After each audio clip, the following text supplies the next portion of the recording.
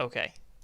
All right. Welcome, guys. So today we've got a bunch of things that we just want to bring up, partially because I noticed a lot of new people, um, especially coming off the hands of Denfish's escapades. So wanted to kind of explain to you guys what Pulsar is, what to expect, stuff like that. Not like no hard dates or stuff like that, but just general ideas as to how things are going. So all right, to start, let me pull up my itinerary. Um, okay, so let me just give you a general update on things. One of them is Oric still in? Yeah, he's still on stage. Oric, would you like to explain what you do now? What I do now? Yeah. Um, well, you probably don't even know mostly about me, just like to post a lot of GIFs. I am practically second lead to the writing team, so I focus more on quests, storylines, lore, and stuff, which will all be on the website. There'll be a whole section of lore on the website when it is redone, and I also manage all the marketing for Pulsar. And he's also our social medias Yeah, well, senor. marketing. Yeah, so um, which we have socials, but we'll be sharing those soon. Um, the other thing I'd like to talk about is okay. So just doing a general update on the state of things. Nappy's rework of Solora, as you guys have probably seen in Showcase, is essentially done. There's a couple things that we need to fix, and a couple things we need to change, but for the most part, Nappy, you'd say it's done, right? Yeah, absolutely. So that is actually we're really excited about that because it came out really really well, and I'm really really happy with how Nappy did with Solora. Um, though, what it one of the things that was kind of a blessing and a curse of it is we kind of realized that Nappy is capable of such awesome map design, and then we realized that his previous work with Ignis, while great, is not up to Solora's quality level. Um, so we will probably be looking to rework Ignis sometime soon. Whether or not we do it before open and or closed beta or after is to be decided, but we're likely looking to rework it. But we're really excited with our upcoming maps, and honestly, I thought they're freaking amazing. So that's going well. Mobs. Regarding mobs, I wanted to talk about the. We've had some holdups on certain mobs and whatnot, um, but as of a few days ago, I kind of figured out one of the biggest issues where I don't know if any of you remember from the alpha, which we'll be touching on the current alpha or the previous alpha in a bit. The the Druxo was one of the mobs that was like it's like a sea serpent type of deal. Um, it was invincible, and there was really nothing we could do about that for the longest time. But as of recently, figured out how to make it not invincible. Um, Finally, and as a result, that kind of opens up a lot of doors for plenty of new mobs too to come. So we're really happy about that because finally that was like one of the blockages is out of the way. Um, you can kill it now, but alpha is regarding the alpha. We wanted to like Oric especially wanted to note thank you for your patience because I realized that the alpha was kind of trash. Let's be real. So um, I we appreciate your patience with that, and we're going to be working to obviously provide like a better experience going forward. Clearly, but for any of you guys that have been around since then and have participated in that, thank you. Um, so yes, you can kill the Druxa now, and that also means that our mobs are going to be significantly less limited going forward. Um, we're also still going along with the pets modeling is still going really well. A couple of them have been done. We figured out how to make them like mostly pets at this point. There's a couple kinks that we want to work through and a couple things we want to just figure out. Um, but the founder pets are looking absolutely awesome. You could thank Nappy and Quasadilla for that. They're doing a fantastic job.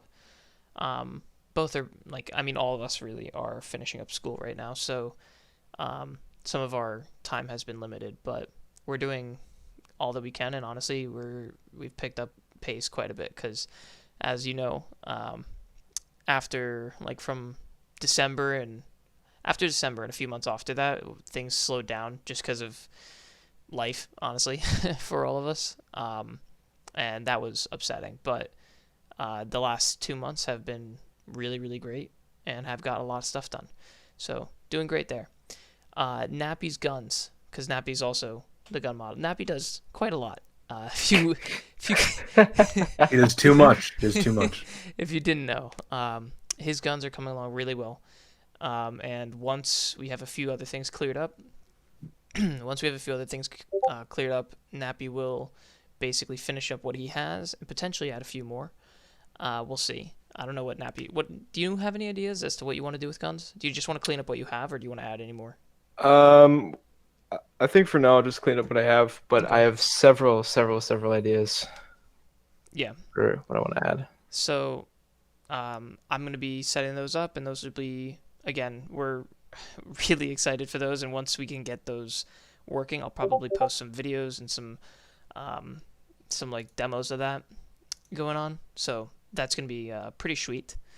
Um, Let me just see. Oh, Ghost. I'm gonna touch on the MMORPG and questline stuff in a bit. That'll be one of the last things I touch on, but I'll get to that. Um, okay, and then okay, Steep. He is. I think he's a listener right now, right? Hmm.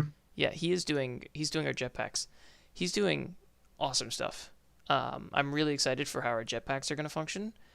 Um, I will again. That's another thing. Like once that is complete, we'll start showing demos and stuff like that of how that's gonna work. Um, our jetpacks are gonna be pretty sweet, and they should be like. I know on some servers they might feel weird, especially ones that use base slime fun. I don't know if you've ever used the base slime fun jetpack, but it's one of the most awful experiences. I have. It's really weird. It's it's terrible. I can tell you that it's not going to be terrible.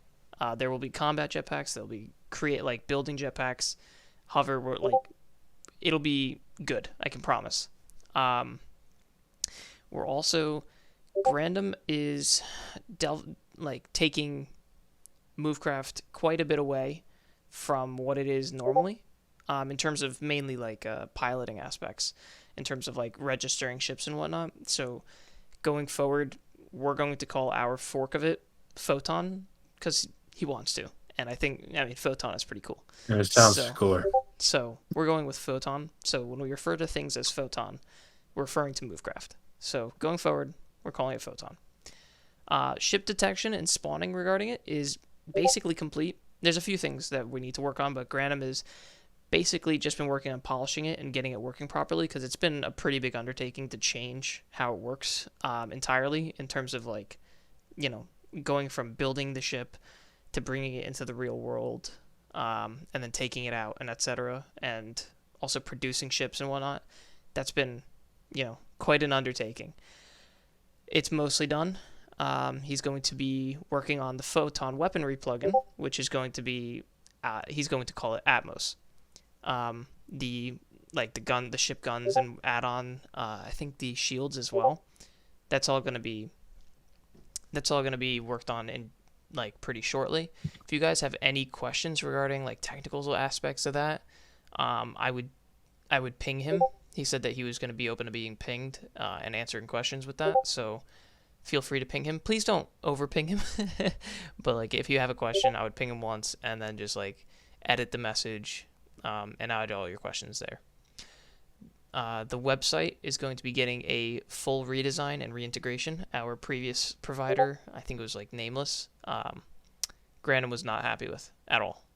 And it just was not great. So we are going to have a full redesign of our website. And that's going to be coming up soon-ish. We're going to see if we can work with some people to help us with that. But if not, then Gran will probably just take care of it. And either way, we want our website to be an integral part of the server. Like we want quite a bit of things to be handled there, whether it's I think certain ticket systems and our forums and whatnot. Just because Discord, while it's great, does not handle everything nearly as well as a website can in some ways. Because what like as a medium, Discord is very very in the now, and like going back is not nearly as easy. And then as if we were to use like a website or something like that, and for ticketing and whatnot. So generally, our website's going to be quite important, and we're getting a full redesign coming soon. Twit has been working recently on a pretty probably one of the most important systems on the server. He's going to be working, well, not going to be, he has been working on the territories and claiming system, as well as war. He's completely designing and setting that up. I'm working with him on terms of like game design, but generally in terms of the mechanics, he's doing the whole thing. And I really like from my opinion, I really trust his ability to code, and I just trust him, and I think he's going to do an excellent job. So I think you guys are going to really enjoy it because I know a lot of you guys have. Shut up, Neb. I know a lot of you guys have experienced not great war systems, particularly those of you who have played on Siege War. It's not great. It's not great. So, so yeah, I think we're gonna have a pretty solid war system. I'm excited for it, and it's currently in development. I think. I mean, I'm not gonna give any hard deadlines, but I think within like it was started relatively recently, but I think within the betas we'll have solid forms of it to be using, testing, etc. So that's awesome. What else do we have? All right. Does anyone have let me just open really quick. Does anyone have any quick questions before we go on to what's next?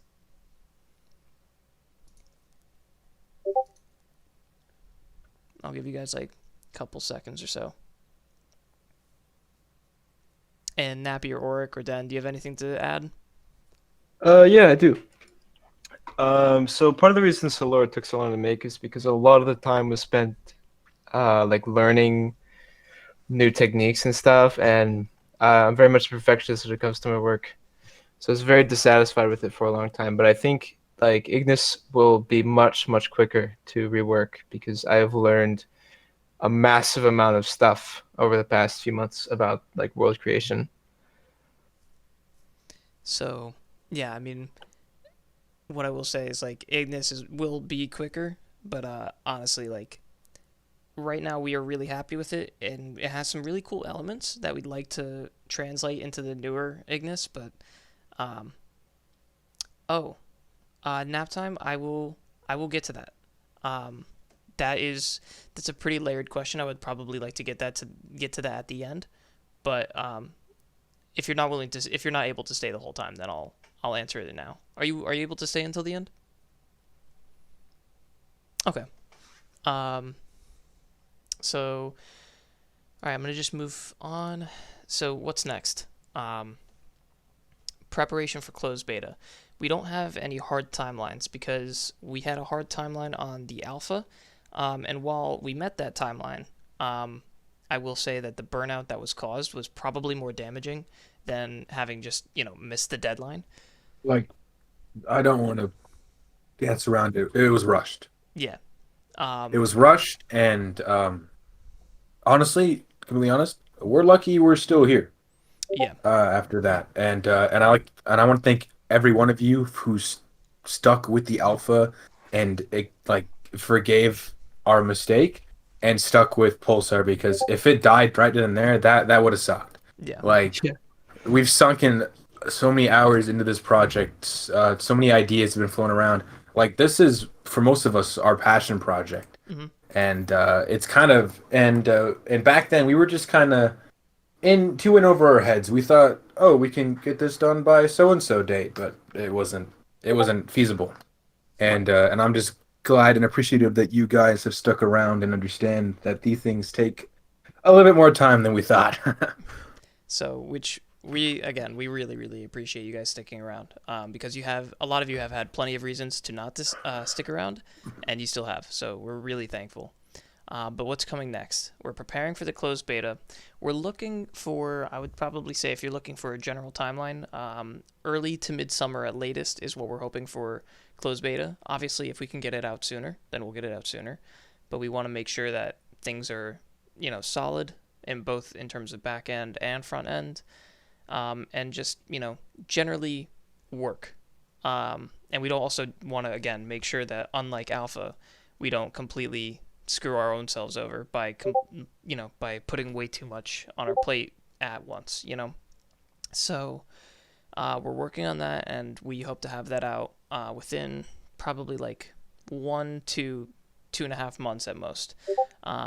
And we're excited for it because we want to get that in your guys' hands sooner than later, just so that we can get feedback on things that you do like, things that you don't. If you like where the direction of certain things is heading, because what we want to do is we want to do a lot of what we do with feedback in mind, because we want to hear. Obviously, we're not going to be the only ones here. Like, we want a lot of people. We want hundreds of people to like really, really enjoy this, right? We're not going to get that if it's only our thoughts. So we're excited to get it into your hands. We just need things in a proper state before we get there. Obviously, continued work on the website and other related entities. And also, I'm personally in the midst of learning how to use the replay mod and whatnot. Oh my god. Hold on. Can you just give me like 30 seconds while this phone rings? Sorry. Owner of Pulsar, by the way. Owner of Pulsar. Yeah, honorable. Unbelievable. Professional. Pulsar, by the way. Hold on. Yeah, This look at guy. some Mario real quick. What is this shit? Goddamn. Yeah, Nabugo's helper of Pulsar, by the way. Helper I'm of taking Pulsar. Sock's spot while he's gone. Fuck him. Hey, Sock, what's up, man? I'm sorry. Neb, get out of here. Neb, leave. So, Sorry. Nothing happened. All right, continue. It's so annoying. Yeah, we're gonna continue. So I personally have been working on learning replay mod and whatnot, and we are going to be putting together a trailer, probably multiple trailers. Might not be out for a while, but obviously, like, the sooner the better. But we're working on putting together a trailer and just general marketing and advertising materials, because, I mean, look, at the end of the day, like, the reason you guys play Minecraft multiplayer isn't just to play on a cool server, but you want to be with people and friends and whatnot. So we want to make this as accessible to as many people as possible, and meet as many new people as possible. So that's our goal, and a trailer is part of that. Anyone have any quick questions before I move on to what to expect type stuff?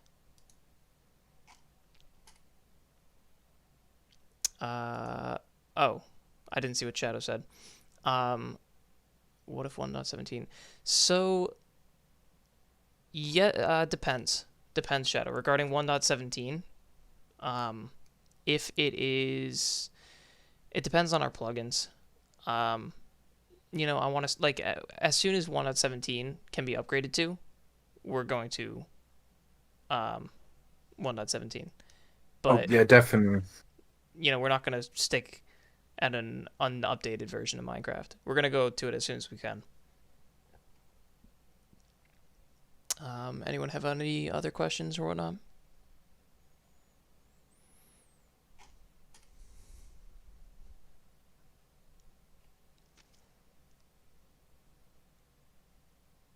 I'll let Cranberry finish his thought if it's a question. If it's not, I'm going to be so disappointed.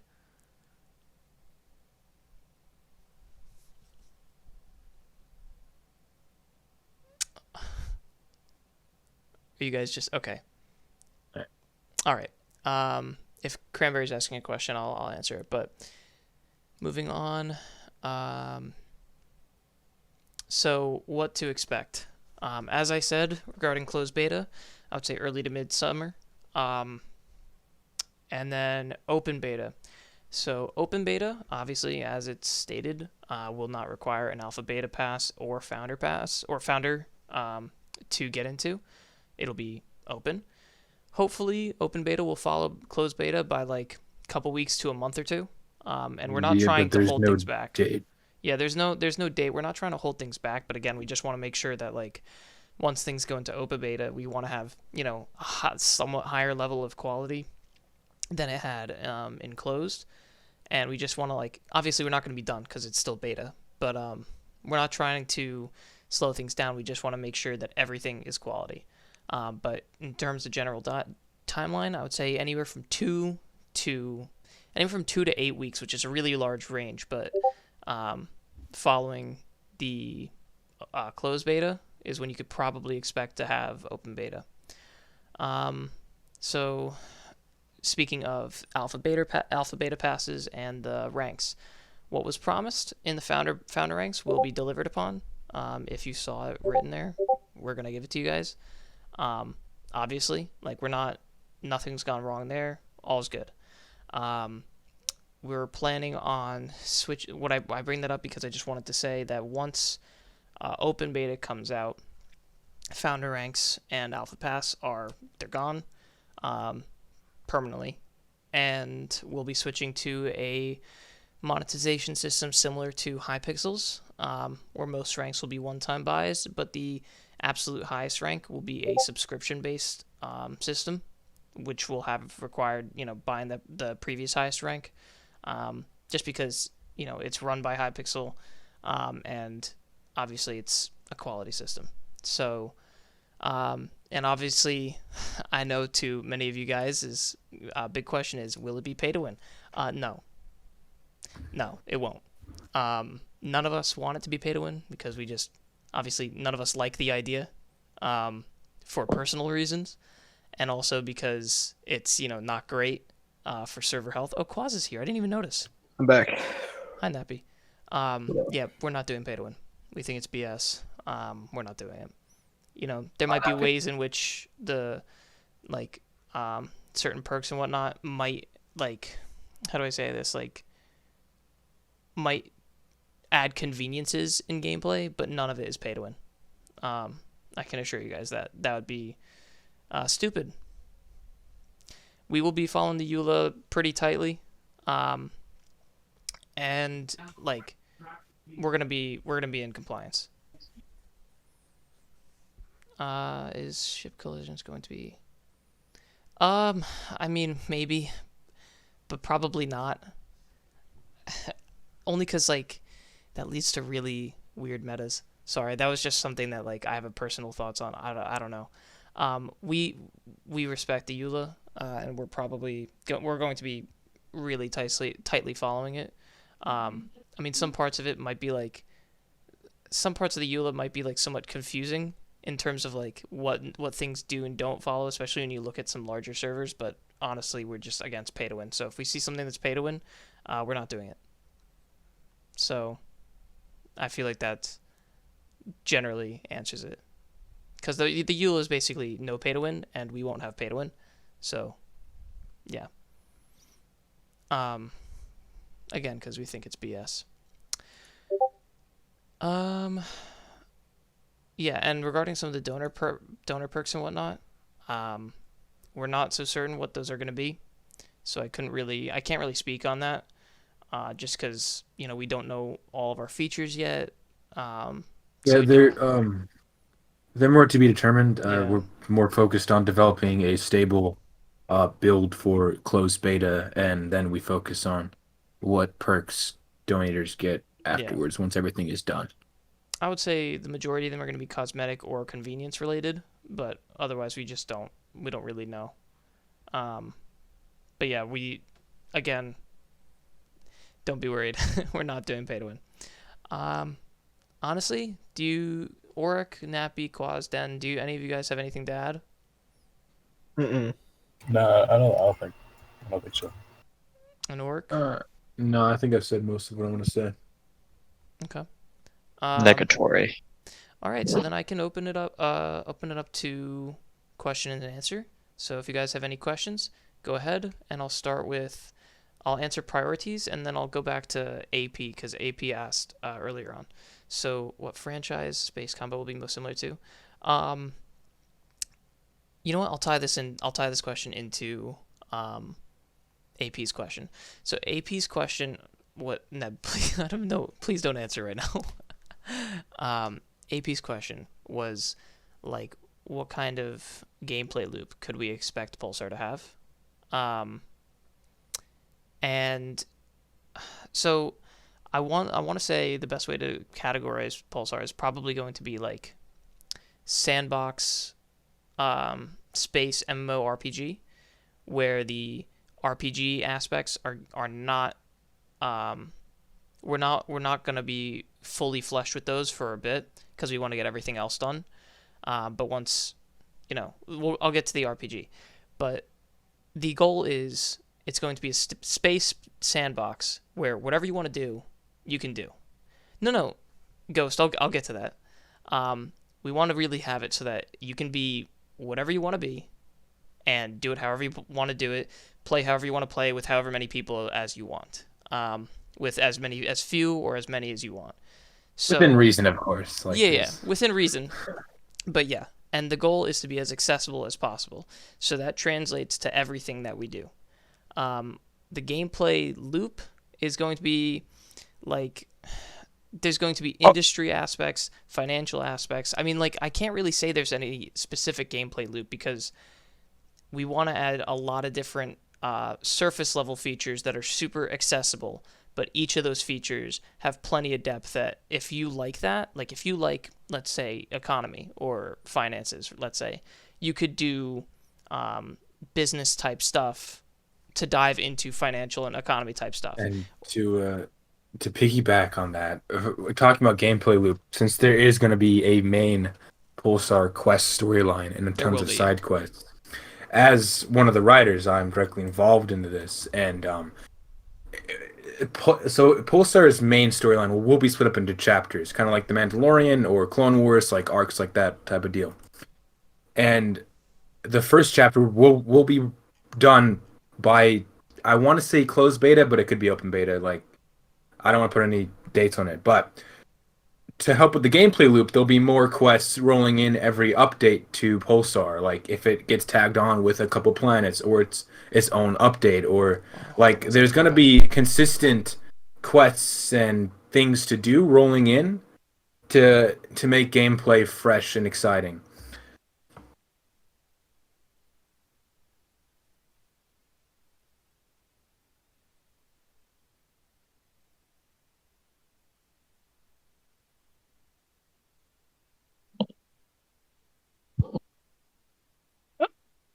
Cranberry sauce says, "Do you have a good plan to prevent tryhards, even if it's temp timeouts?" What do you mean? Doc, you still there?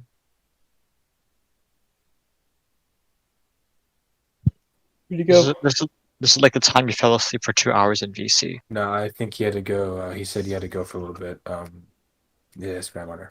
Yeah. Anyways, let me. There's I not mean, really any current plans to prevent tryharding because you can't really do that. Like, you can't be like, "Hey, don't try hard," because they'll be like, "Well, fuck you," and they'll try hard. Uh, but Pulsar is going to be more of an environment where tryharding isn't really the meta, like, and it's more open to casual players and people who play every couple days or a couple hours after work or whatever. It's more geared towards the general audience than those who like to play 24 hours a day and they don't sleep and they don't shower. Like Yeah, it's more geared towards the general audience. So for those tryhards, they can try out all they want, but they're not going to be the main voice we listen to. We're going to listen to the general yeah, audience absolutely. of That's something Pulsar. Grandom is pretty big on Yeah. too, is appealing to more casual players. Sorry, I may actually have to take a step away in a second again, but I so to get back to priorities question, um, in terms of like how we were just saying how we want to appeal to a general audience, right? Um, Ship combat is going to be probably more on the like easy to approach side of things. There might be like some more in-depth levels, um, I did organize this, but I got a call literally like 20 minutes beforehand. I know, I'm sorry. Um, it's probably going to be more open oriented. So like if I have to say anything, probably slightly more arcadey to an extent. Oh yeah, space player attention is probably going to be one of the things we focus on by far the most. Um, because I mean, not even just as a space server, as a like non-traditional Minecraft server, like either not a pure vanilla or faction server, player attention is one of the biggest problems always. So we're going to do our absolute best to retain as many players as possible. And Skyeth had a question earlier. Skill barrier. Yeah. Oh, skill barriers on everything. The goal for all of our skill barriers is going to be easy to start, like hard to in-depth learn, so that like anyone can do anything that they want and do literally like if you like industry, getting into industry, super easy. If you like ships, getting into ships, super easy. Like everything should be super easy to start. But once you like if you really love something, and it's like super easy to like be competitive and viable with. But if you really really love something, our goal is to have as much depth as possible for as many things as we can so that you can like because players will always have their preferences. So if their preferences in one thing or the other, they can spend like months learning the in-depth mechanics around a certain thing. But if they don't have that time, they can spend 2 hours and still be pretty happy with what they get done and still be viable in combat or whatnot. That's the goal.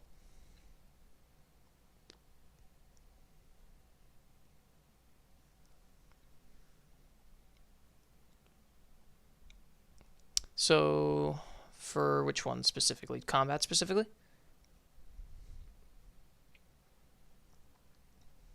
Or just generally?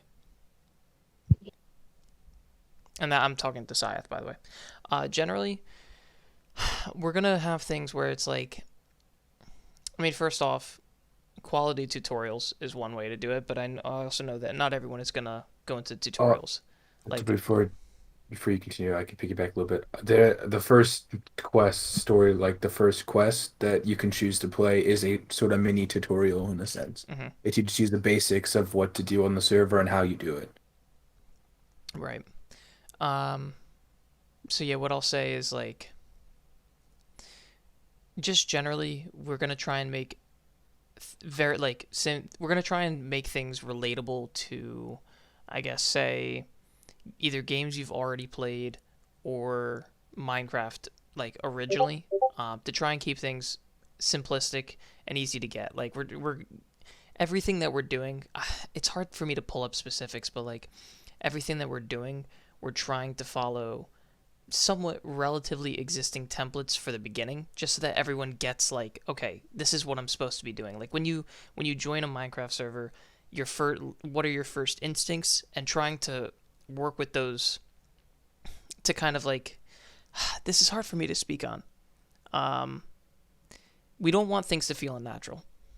Like whatever a player's first experience is, we want it to be like, okay, I want to shoot this gun at something. I want to feel like I know what I'm doing with it and using it properly relatively quickly. Um, I don't know how to say it exactly. Like, our guns have trails. The weapons will be pretty straightforward, and there will be good tutorials for everything. Um, I think it's just going to be a player feel thing. I think we're just looking to optimize the player feel as much as possible. It's a player feel, and then there will be quest tutorials that will help.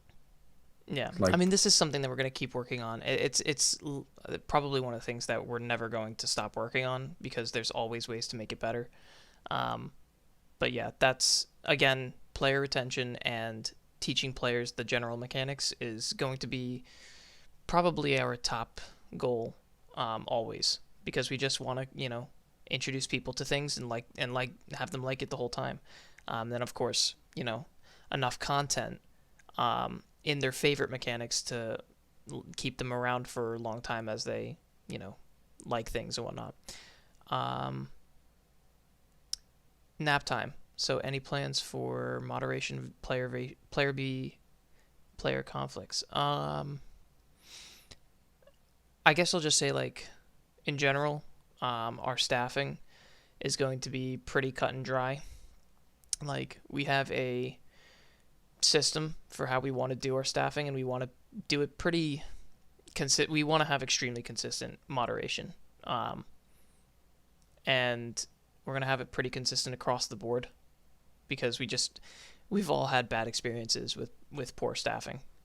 It seems like something about Minecraft just draws megalomaniacs to positions of power. So we're gonna do all everything that we can to avoid that. I would say, I mean, we have public. We're gonna have public templates for how we do that. Our staff members are going to have automated systems of, you know, bans and whatnot, punishment, and just generally, we're going to be really hesitant to hand out significant bans unless absolutely warranted. So, just because I mean, it really is just not necessary. So, I mean, I think you can see if you want the announcement thing. In announcements, we have pinned a message for infraction punishment guidelines. You can feel free to check out both of the files that are connected with that. But either way, consistency and fairness is what we're really, really a fan of because so often, so often it kills servers, or at least players when talking about a server are like, "Oh, this server's great, but the staff suck." So yeah, avoiding that is pretty high up. Any thoughts on that, guys, or can I answer Cranberry's question? Mm-mm. Um, Mind-based question Cranberry, mark? that's a specific question. I would, I would ping Granum if you want an answer to that, because I don't know. I don't know how we're planning to do that for now.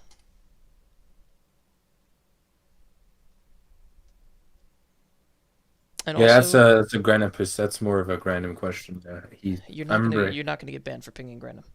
I remember him talking about something similar to that, and I don't really want to put words in his mouth, so I think it's much better if you at random. And Oh, that's an invitation to have everyone at random. So Shadow and Peter, chill out. don't everyone just ping him, please. Oh my God. No, Let I would me highly recommend pinging him actually. let me answer Quinn's question really quick, and then I have to step away for like 2 minutes. But Quinn, what would there be to gain on the server from PvP?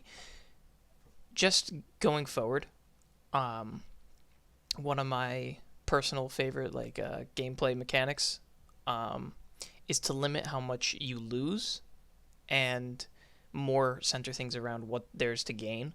So I would say like, in war, rather than looting the enemy, you're preventing them. You're taking away their access to a material, let's say, and then you gain access to that material. Because I think we're planning some way for hexes to be the hex territories to be related to gaining materials or resources of some certain kinds and whatnot. So the goal is for PvP or anything. Piracy, ship piracy will be a thing. So that's one thing where you're like taking things from someone directly. So ship piracy will be a thing. But a lot of forms of PvP or competition will be more centered around removing people's future access to materials rather than their current materials. All right, I'll be right back in like 2 minutes if one of you guys want to talk. Um, Quinn, I'll answer that question when I get right back. I'm sorry.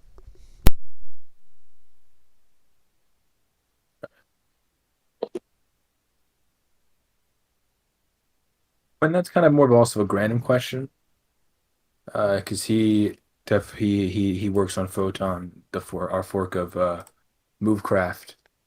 So anything relating to ships and all that, he probably knows more than any of us here. And I don't really want to put words into Grandham's mouth and then him being like, "Excuse me."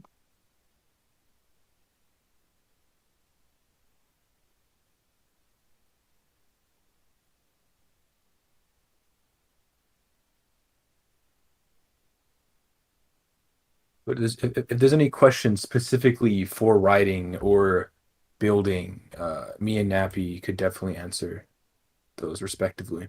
Yeah.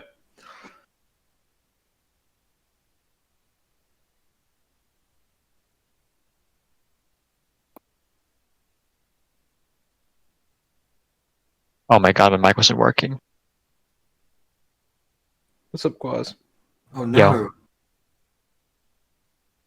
Building, is there going to be any specific way to make like strong ships and such by Priviledo? Thick armor. Um, I again, I don't want to. This is also a random thing, but I, I'm on the impression that I think there are plans to have a thick armor, but it's more I'll you're spit. more reliant on the shields Yeah, for ships. what I'll say here is I believe. Okay, so let me just take a look through some of the questions. You still need to answer the question about taking ships in combat. Yes. So can you take a person's entire ship? I'm not so sure. Um, I'm not so sure how Grandom wants to approach that. I don't know. I don't think stealing ships is not really going to be a thing, unfortunately. Like, you ever play GTA Online? Yeah. Okay. When you play GTA Online, you know how cars work when you have someone's car. So like I spawn in, I go to my garage. I get into the car that I want to drive, and then I drive the car. I can take the car out. While it's out, um, it's it's my car, and it stays there until I'm done using it. And then when I'm done using it, it disappears and it goes back to my garage, right? And when it's So destroyed, I don't lose the game still knows that I have my car, but I have to put resources to get it back, right? Like I have to call the insurance company of the game and pay them money. So that's giving them resources. But for us, it'll be like materials and maybe currency or whatnot. But either way, once it's destroyed, it's just gone. But it's still in your saving system, and you can pull it out. But I would say if you want a good way of thinking about vehicles, or not vehicles, ships on Pulsar, we're gonna have it similar to GTA Online's cars. Um, and who did I skip past? Whose question did I skip past? Uh, oh, oh, to armory. answer Cranberry's question real quick, because that pertains to something that I actually know. NPCs supply ship piracy missions. Um, there's not necessarily ship piracy missions yet. There could be a There could quest be, line there could be, eventually. but not right now. But the current side quest that has been mapped out the most is cargo. Like you smuggle stuff as a quest line, you smuggle stuff to a planet and you get money for doing so. Yeah, we've got some interesting ideas for generally smuggling and vigilantes and stuff like that. So we'll when we get closer to working on that more And that's dedicated, more we like will. that has kind of been pushed underneath the rug. Like, Yeah. I'll be real, but it's gonna resurface, and we're gonna work on that after the big things are done. Yeah, like there a lot of these some of these smaller mechanics we have thought quite extensively of. Um, and we really, really want to have. It's just like when it comes to the logistics, I guess you could say, of running a Minecraft server, we want to make sure that we have the core gameplay um, pretty well configured, set up, ready to go, and functional, and have people enjoy, the what makes the server before we get into some of the more extraneous type stuff like like a cargo shipping mission is awesome. And we really want to have something like that. And we want to have it be really fun and, a big part of things. But it is not, it's not it's not central to the server being successful. So it's not on our plates right now. What I will say regarding the armoring, considering that ships are technically going to be made out of whatever you want, um, that's fine, Privy, I guess. Um, in terms of armor and whatnot, since ships can be made out of really whatever block you want, and look like whatever you want, because we want to give people as much freedom as possible, we're going to have most of our ship defenses reliant on the shielding. Yeah. So I would say in terms of armor, I mean, I guess you could probably just put like more blocks between you and them around certain parts of your ship. but mostly shielding. And we want to keep it relatively simplistic to an extent, just to keep things like clear for players. AP nap time. Is there any plan for end game content? Yeah, absolutely. We do plan on it, and there's certain parts that we're like really sure about when it comes to either like mobs, raid bosses, etc., etc. And just honestly, part of the thing is like also just updating content relatively consistently, like Yeah. as consistently as we can. But we're aware, of course, that after a certain amount of time, you just have done everything and you get bored. And our goal is to find a way to keep people around for as long as they feel like staying. And yeah, end game content is definitely big on our plate. It's just something that isn't huge right now, considering, when I say we want to have the core gameplay loop set up, core gameplay does not necessarily always include super end game stuff. So we're gonna get to that, and we're gonna dive into it because we want to retain new players and retain our long stayers too. So, and yeah, as I said, like, feedback is everything to us. We really love it. We can't always abide by it for certain reasons, one way or another, like whether it's like a server health type thing or just performance or, something that we just personally really just disagree with in a certain way. But our main goal is to obviously, like, it's not going to just be us playing this game, right? Obviously. So it's going to be lots of people. So we want to make sure that lots of people are happy and not just like 5. So that's the goal.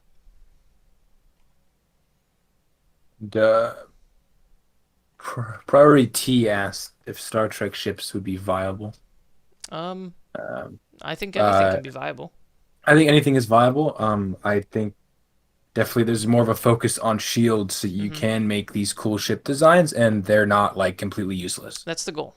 Because, Because like, we, I would love to have the Enterprise flying around. That'd be yeah. sick. Yeah. If But it has a like, gun, it's viable. yeah, like there are some ship designs that obviously like may not, best protect your ship. But you know, if we put things more around shields and try and the way that we're going to try and set things up is that generally any ship can work as long as you know what you're doing. How will shields work? That is a pretty that's Random question. it's a random question, but from what I've gathered from Grandom, I think we're leaning on. I don't know if you've ever used Movecraft before, but or Photon, um, when using Movecraft, they like make a hitbox around the ship. That Movecraft tracks, like they have multiple hitboxes.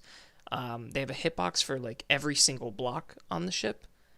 So that obviously, like if your ship takes a cannon shot or whatever, it registers where on that ship it took that hit.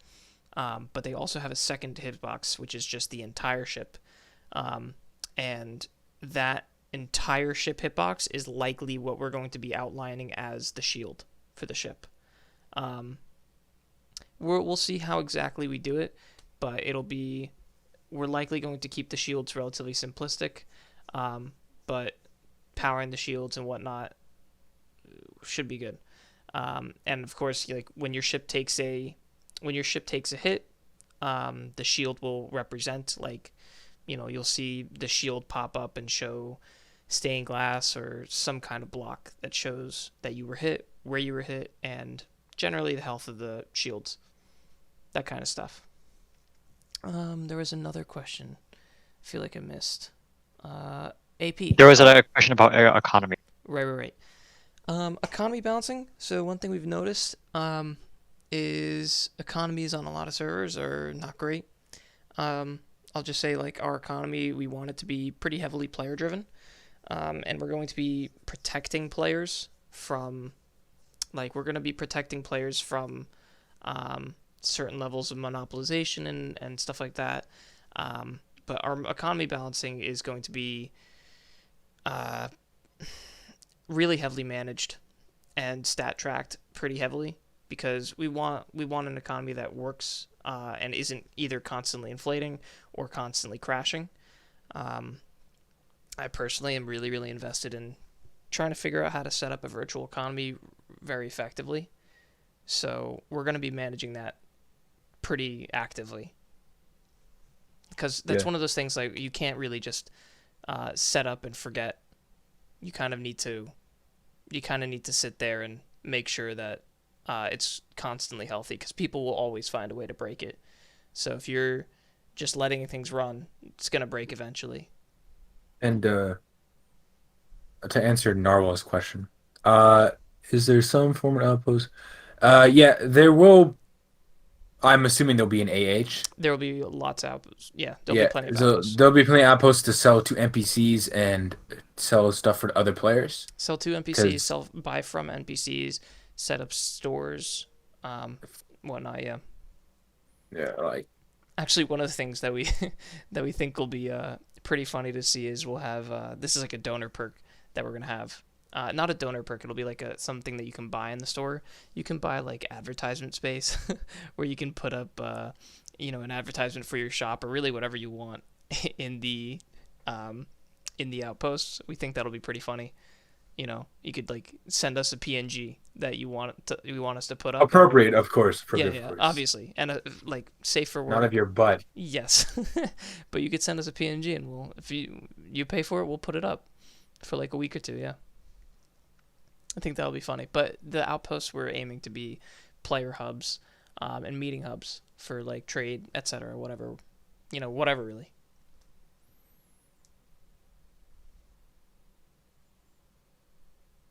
Any more questions?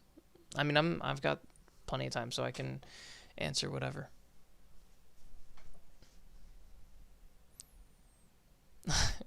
Can I You leak leak some some content. content?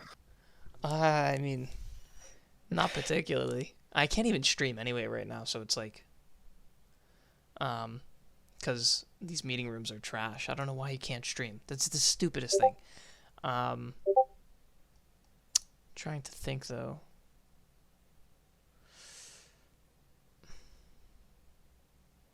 We do have some fun ideas though. I love coming up with ideas. It's really fun. Well, Um, I should have some picks for you guys regarding guns and mobs soon. yeah, Nappy's.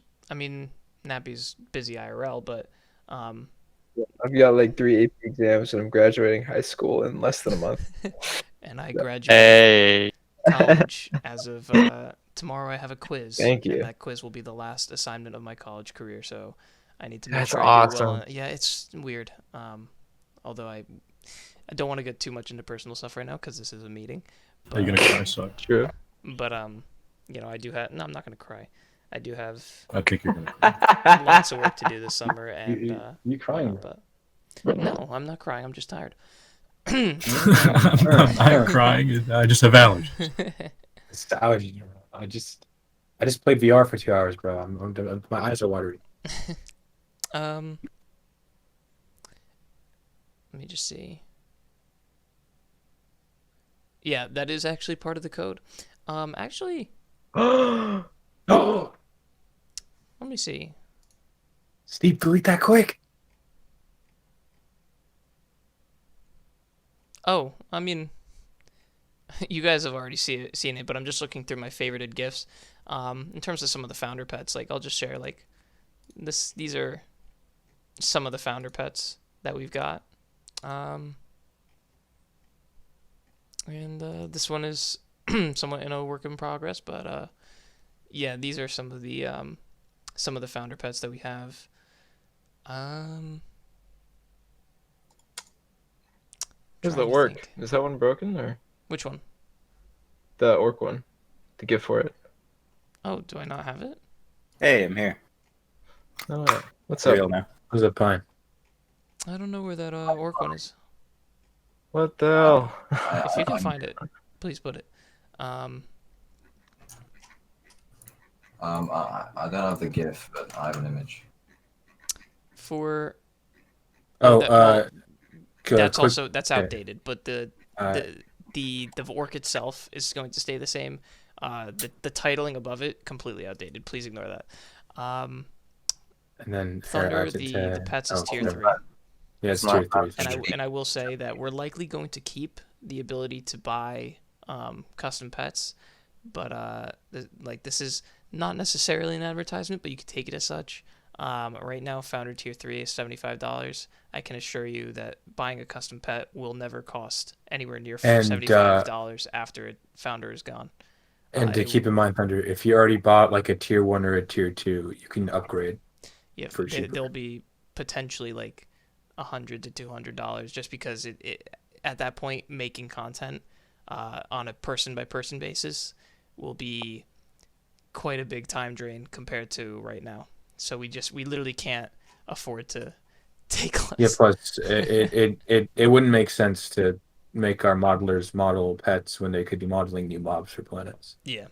Yeah, that is something I'm really excited about because we've already got a couple, I think 2 or 3 that are made, and there's definitely more that I like to work on. Nappy, do You you mean a couple new ones? Yes, Yeah, yes, a yes. couple. Yeah. Oh. Did we Um talk about new planets, or is that like a um no? you know what? I'll note this. We're looking into what our options are in terms of when it comes to like how we want to dedicate server resources and whatnot. Um, we're looking to have we're gonna have three. We're gonna have 3 planets for at least like the next few months. Just so that we have like 3 stable planets. We will have Ignis, which might be renamed, maybe Ignis. Osmiri, which is Ignis is the lava planet, Osmiri is the ocean planet, and Solora, which is like the base, like Yeah, generic familiar. Earth-like planet. Yeah. But actually, Pine, you can pull that back up. And fine, that's fine. You can put it That back in that's there. our general idea for the first solar system. Yeah, this is our this is our idea. I will know, but put that back up, and I'll comment on it. Fine. Yeah. It's supposed to Okay. be a To- tease, suck, not To a comment show. No. on I'll comment your on it. question. All It's right. this is not. Don't take this as confirmed. Part of the reason why it's not confirmed, like actually, well, the first 3 is confirmed. Ignis, Solora, and Osmiri. That's confirmed. And in that order. Yeah. Everything after that is not confirmed. It's just ideas thrown around. Partially because in terms of managing server resources, we might only end up doing 5 planets just to ensure that our the dedicated server that we're eventually going to get is capable of handling it. But we'll see. But we're thinking of things like we really, really want to have a gas giant. We really want to have a Mars-esque planet. Just because I think people like Mars and they want to be like, I'm living on Mars, even though it's not going to be Mars. Yeah. No, it will not be called Mars. It'll be called something else. It's just that's just the idea we have of it. Yeah. These That's why it's vast in books. red canyons and shit.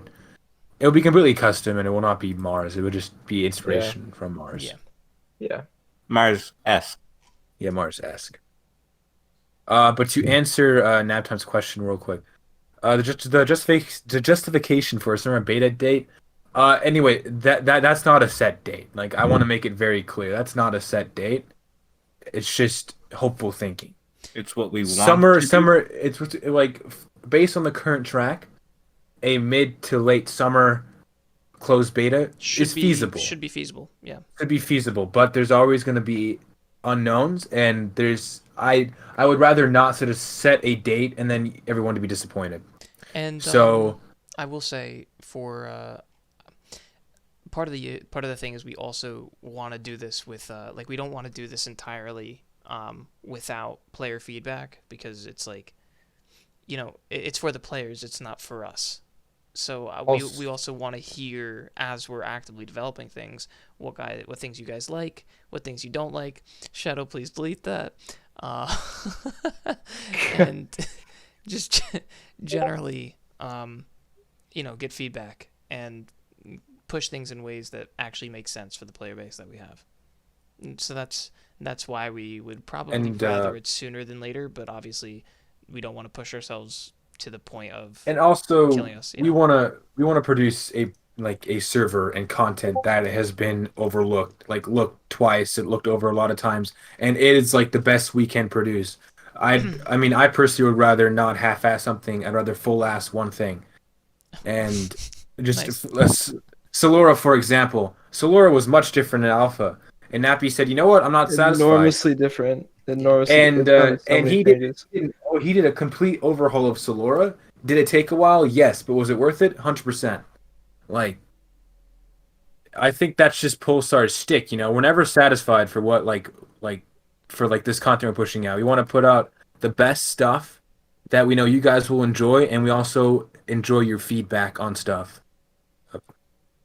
Though Osmiri will not be getting a rework because we love Osmiri. Osmiri's great. It's pretty cool. Yeah.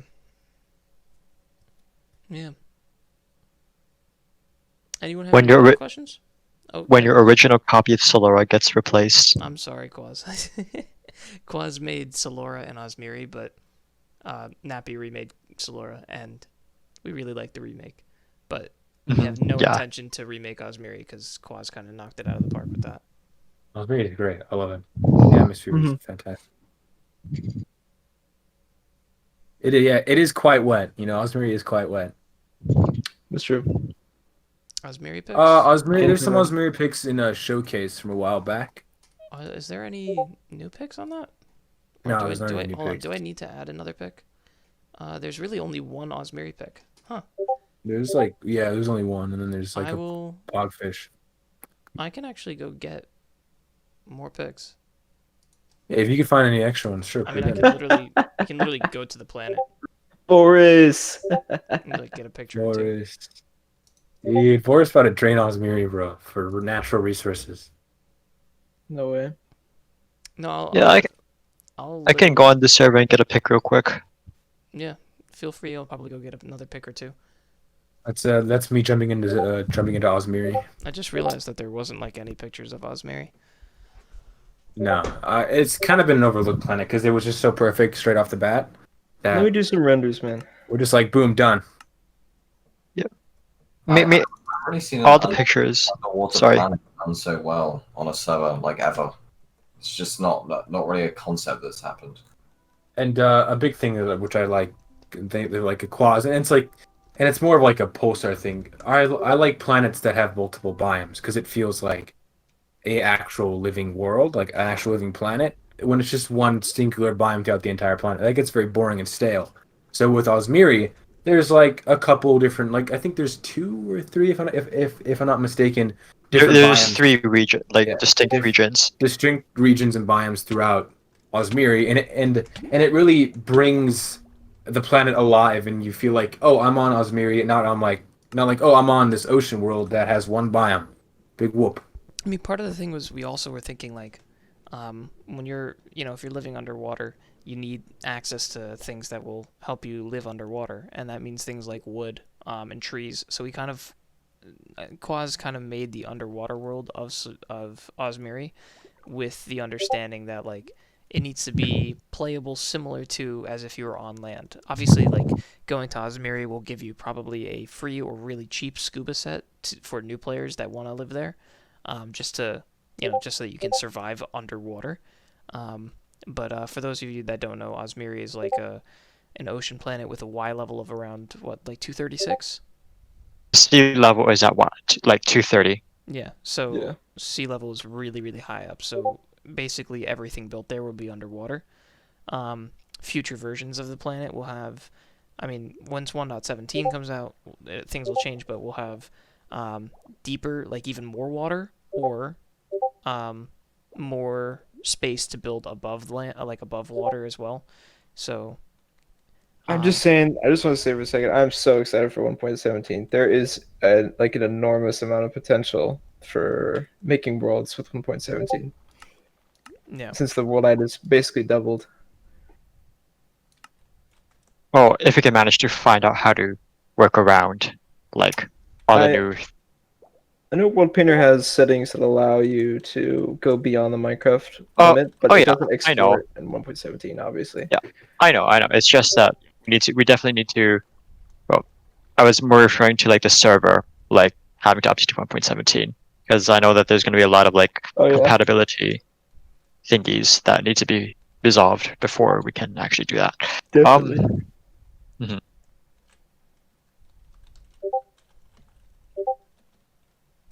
And that's very interesting, Skyth. But I kind of prefer not to talk about SL in here, like because we're nothing like SL.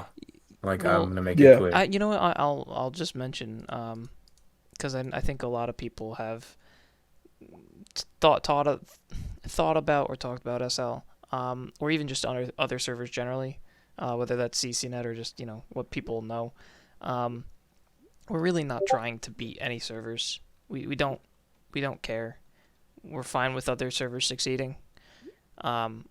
It's just not on our radar. Like we're not trying to be anyone. We're not trying to kill anyone. We're just trying to make Pulsar fun.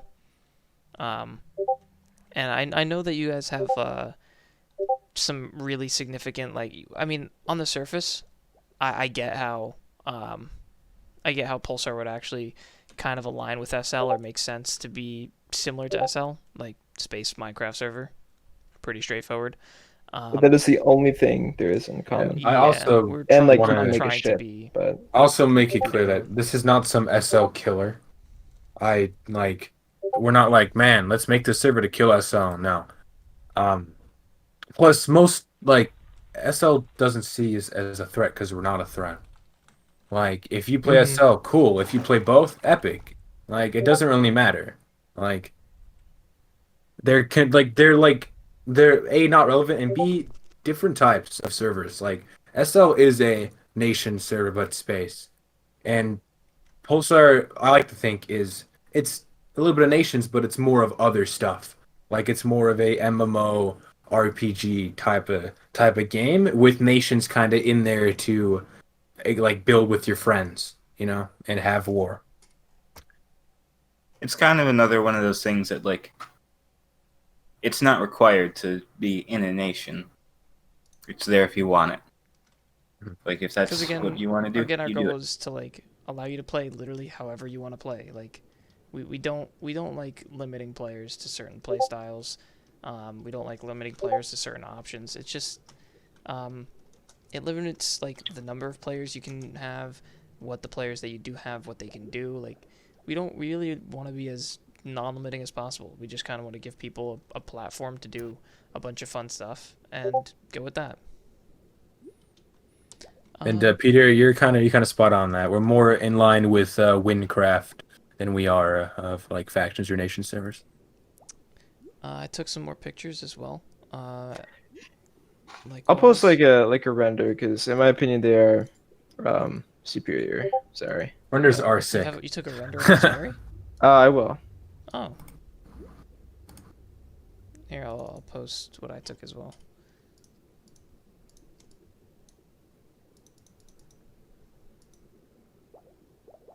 Oh, that is beautiful. So, I imagine swimming through that and then seeing a giant ass sea serpent. Like, bitch, you dead. One thing I just want to clarify real quick about in case you're from SL, we're not doing space travel the way SL does either. In SL, all the solar systems and all the planets are on one map, but every solar system will have its own map, and then you travel between solar systems using like your hyperdrive or something. and I will say though, that is the plan. Yeah. And that's going to be the plan going forward. But in terms of having multiple solar systems, that's not planned for quite a while. Once Yeah. everything's set, and once the server is consistently able to pay for the server hardware that would be required to run a secondary system, then we're going to do Uh-huh. it. So, It's a good clarification. not There's a lot of plans not a for launch, the but future of Pulsar, and it's going to be exciting, I think, for the players and for us working on it. any more questions?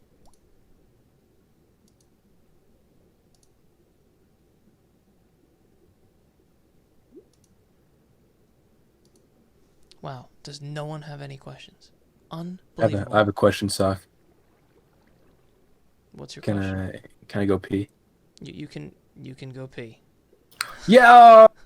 You are excused. I have a question. Yeah, Why did Phoenix have to get delayed today? It caused me to leave work late. I'm sorry. Yeah, That's not an answer. That's just Give me an lava. answer. That's not lava underwater. Because they hate you, bud. That's the only possible explanation. Yeah. Neb, you're only content mod because you were helping out. You were helping out. I think Cap'n. So you need content mod to be able to see the content stuff in that for that build.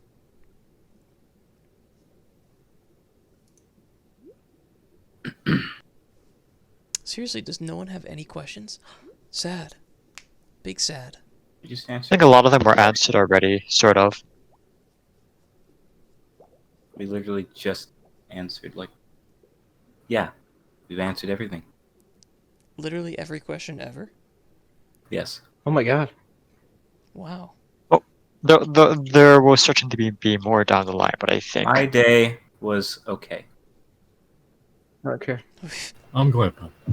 Thunder does. Thunder cares. Thunder, you What are they freaking out about, also Peter? suck. I mean, I know that some players from SL have not been a fan of Pulsar, which is fine. I mean, like, you know, That was pretty good. I don't, They I can cry don't, more. I don't mind. But, oh, why is he considering shutting down the? Oh, interesting. You can tell me more about that later. That's relatively interesting. Relatively server interesting, but not costs. related. Okay, you know what? I'll touch on that. Server costs. Server costs are high. Money. Yeah. So Yeah. that's why, like, we literally haven't made Pulsar's in the red. Haven't made a single dollar. Will not make a single dollar personally for quite a while. We want to make sure that all the money that we get right now goes straight into funding server development, because that's like our number one concern right now. And literally every founder rank or rank generally that's been purchased, it goes directly into supporting the server. So don't think that when we're pushing for people to buy founder or whatnot, we're not pushing for it because we want to, like, you know, go buy the newest Steam game. Like, we are literally just supporting the server with it. Oh, that's how I found my Oculus. Ah. Yeah, and also we are not giving up like ever. Yeah. Wait, This is then something what we're was, sticking what was with with those for a $200 long ass time. checks you gave all of us? I'm kidding. Oh, that came from crypto. That was. Oh, that makes sense. Like to put it in perspective, the Black Friday sale, we made quite a bit of money because people are interested and they pay it. All that money has basically been drained by just server upkeep. Yeah. So We're everything spending a that lot on server upkeep, mods, paying developers, it all goes to that. None of it has been extracted for personal gain. It literally everything that you donate to the server goes to the server. I mean, honestly, And Cranberry, my offshore bank account, but more towards the server. if they were fueling my crypto portfolio, it probably would have been better for the server because they would have been up and I would have been able to put more money back into the server. So I should have. But no, they have literally never left the PayPal. No, I won't, Neb. Don't worry. They have never left the PayPal, and they've gone directly into supporting the server and will continue. Like, obviously, like as I've mentioned, this is a for-profit server, but it will not be taking profit until the product is good. Yeah. Just Let me plain get some mac and simple. cheese real quick. Unbelievable. This is the kind Yep. of garbage I have to deal with. Yep. Unbelievable.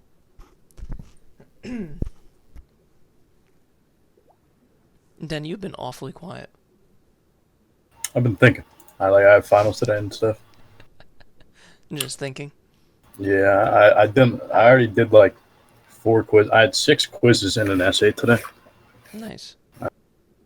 And the essay and the rest of the quizzes you do it 12, so like 4 hours.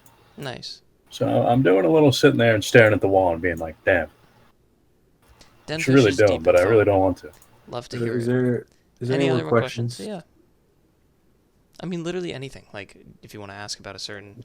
Returning the pulsar, not anything. I don't Well, know. Algebra 2. Or, Okay, yeah, not about that. I don't know. Calculus. Steep. Class calculus stuff. Please, Steve. Oh, suck. QB size?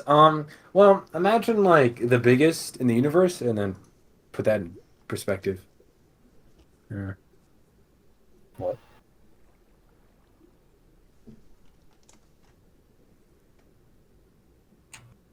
Can you accept my fucking trade deal? Yeah, calm down. I did. Don't cry. Whoa, language. Exactly. Like, who is this guy? I'm interested in what Narwhal's question is. There's kids here. I'm hoping it's a question. If it isn't, I'll be sorely disappointed. Sorely. He quickly backspaces and changes to a question. So, this is both up to the discretion of the writing and community team as well as the content team. We want to add quests basically whenever we can. For right now, it's kind of been pushed to the back burner as we finish up writing and whatnot, and just general extraneous development, but often. And I think more of these questions will be answered in our writing meeting, Narwhal, will be in a little bit after this. Yeah. And they'll be more clear of what the future is for writing and lore and quests. Yeah, like we really want to have a really good quest system, but we also want to make sure that it gets the love and attention it would actually deserve. So we want to finish the other more pressing matters first before we get into quests and whatnot, because we don't want quests that are just like, take this to that place, and you just do it, and you're like, okay, that was boring. Well, I didn't find it interesting, and all I got was like couple $100, and cool. Yeah, All right. like my view of the quests and the whole universe of Pulsar, it is kind of like a mix between the Star Wars lived in feel, like everything feels a little bit grimy, a little bit lived in, but also that campiness of like a Flash Gordon comic, or like even Thor Ragnarok, that whole like camp, like a little bit of the wackiness in space. And so there'll be like a main storyline that will have a story. It's not going to be some like some like Steven Spielberg level type story. Yeah. But Yeah. it's going to be hopefully interesting enough, fleshed out with dialogue and interesting enough characters.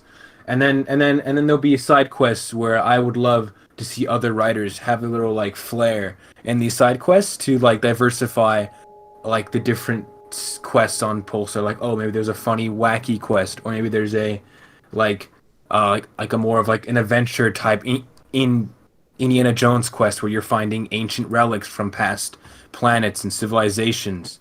Yeah. Like that type of diversity in the quest storyline will make Pulsar funner, more fun, and Wow. and B, Call yourself a writer. and yeah. And A lot of actually us. wanna... Wow. Okay. Oh, no, Nappy. No, Wow, Nappy. okay, Go fuck. for it, Nappy. Go for it.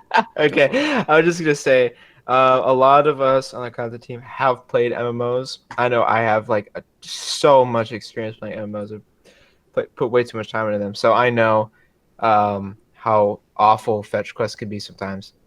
So believe me, the last thing we want to do is make boring quests.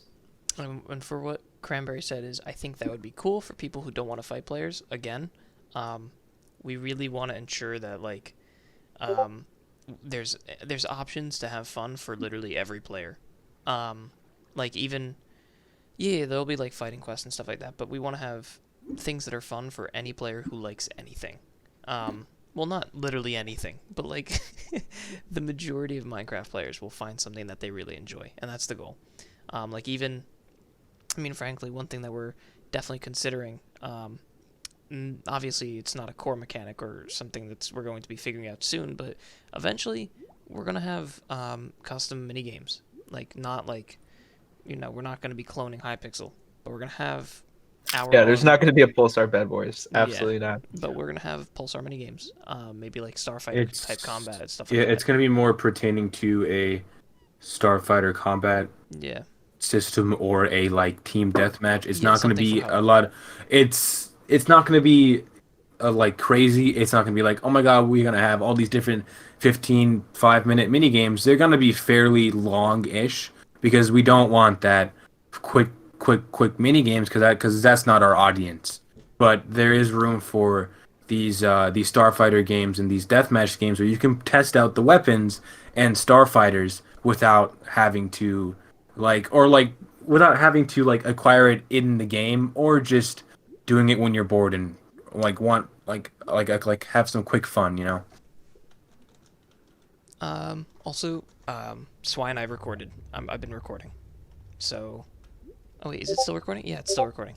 Yeah, so I'm gonna be assuming it records the audio, which I don't know why it wouldn't, but assuming it records the audio, I'll be posting it. I don't know if I recorded. I didn't record last time, but this time I'll be posting it. Compound raids. I don't know exactly what compound raids are. Neb, if you're heading out, I will see you later. Good talking to You you. know. See you, Neb. I will say. Oh, he's staying. Oh, he's staying. Oh, whoa, Wow. whoa, Wow. whoa, he's staying. Wow. Holy Roost. shit. I will give Holy. one thing that we really, really want to do. I know Nappy is huge on it, and I am too. We found out that when it comes to like compound raids, I'm assuming you're meaning just like a group raid. Yeah, PK, like I'm not so dungeons. sure. I think once we finish it, once we just run out of things to talk about, then we'll just end it. One thing, like I know that a lot of raids is in like server-based raids, where multiple players or multiple groups are required to fight something, would be awesome. Now, like, you know, when it comes to having 5, 10, 20 players fight something, obviously it's got to be a worthy foe. And we found out that you can use, you know, the giant mob, the zombie that's a giant. Those can be manipulated to make some really, really, really cool mega mobs. Like we're talking about like dozens, if not hundreds, and hundreds of blocks by hundreds of blocks to make a single mob.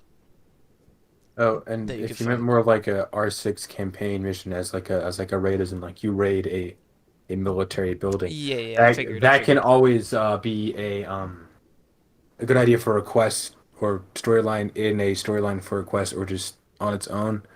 And that'll be probably more of a scripted event Yeah, but like Yeah. than I'm saying, like we'll have something where, you know, you can start a fight against a space dragon, let's just say, and you literally need to bring like potentially multiple dreadnoughts to bear against it,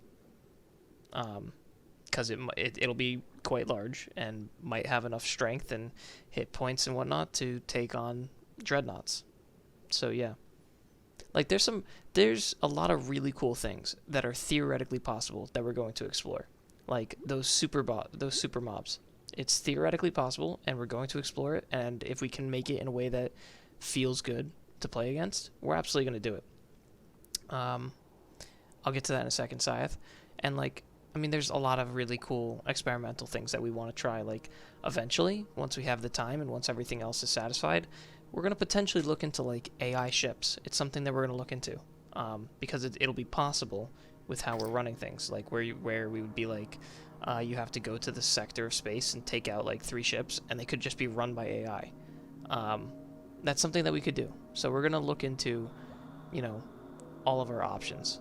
What will the service views to bugs and exploits be? If we're gonna be trying to, I think our general goal with stuff like that is we're going to try and fix things as quickly as possible once we find issues, whether with a rule or with you know, code. We're not doing retroactive bans. So That's like a big like. if I'll give an something example. if something wasn't allowed, if something it was allowed, we're yeah. But actually, Pine, go for it. Pine? Okay, I was just gonna say some exploit is found and a bunch of people use it, and then we decide that it's an exploit we don't want, and then we add a rule against it. We're not going to go back and ban everyone who uses said exploit. They might get some stuff taken away and talked to, but we're not just going to retro ban because that is a massive dick move. On the topic of land defacement, Cranberry, are you anyway interested in how that will work on Pulsar? Like the rules behind that and how it will get rolled He's back just like, in a nope, sense? not interested.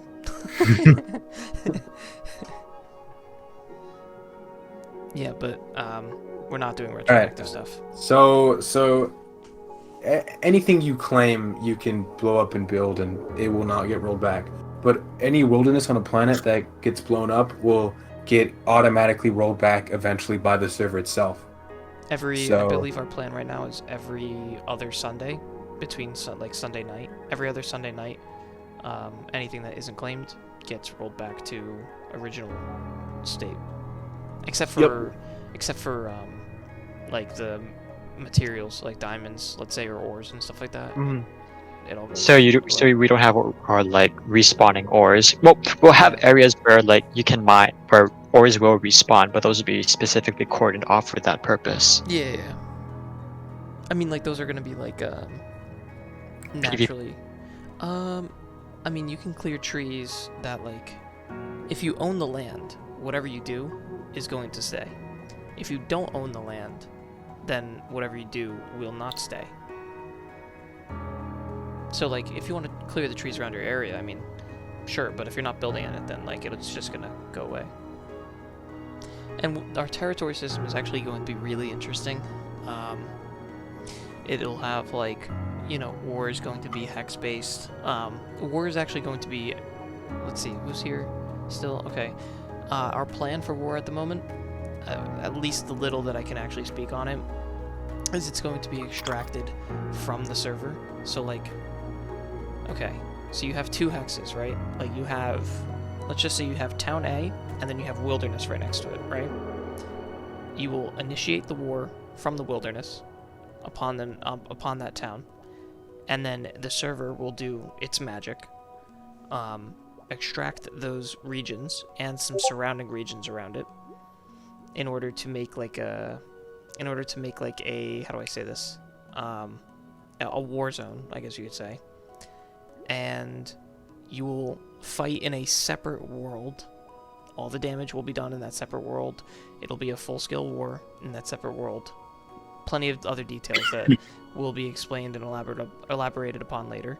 And then when you're done, the results of that war will be determined, but like none of the damage will be done to your actual base. Like you will lose, or win the war, and there will be all that destruction in the extracted world, but not on the main world. And that'll be done for plenty of reasons.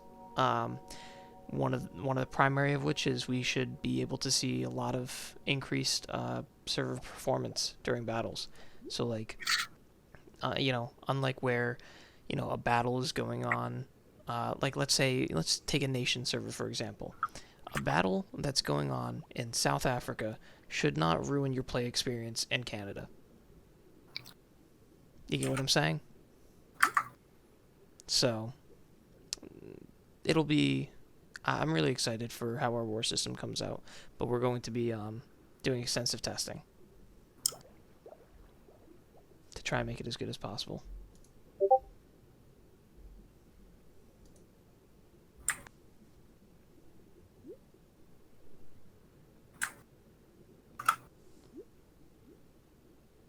Thank you, Skits. We appreciate it.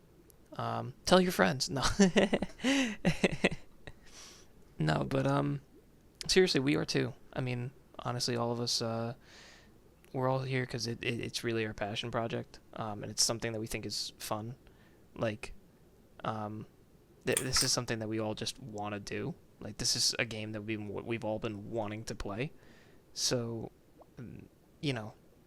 like, we're excited to just play on it. And I'll say, when it comes to high staff playing on it, I believe high staff is going to have restrictions as to what they can and can't do.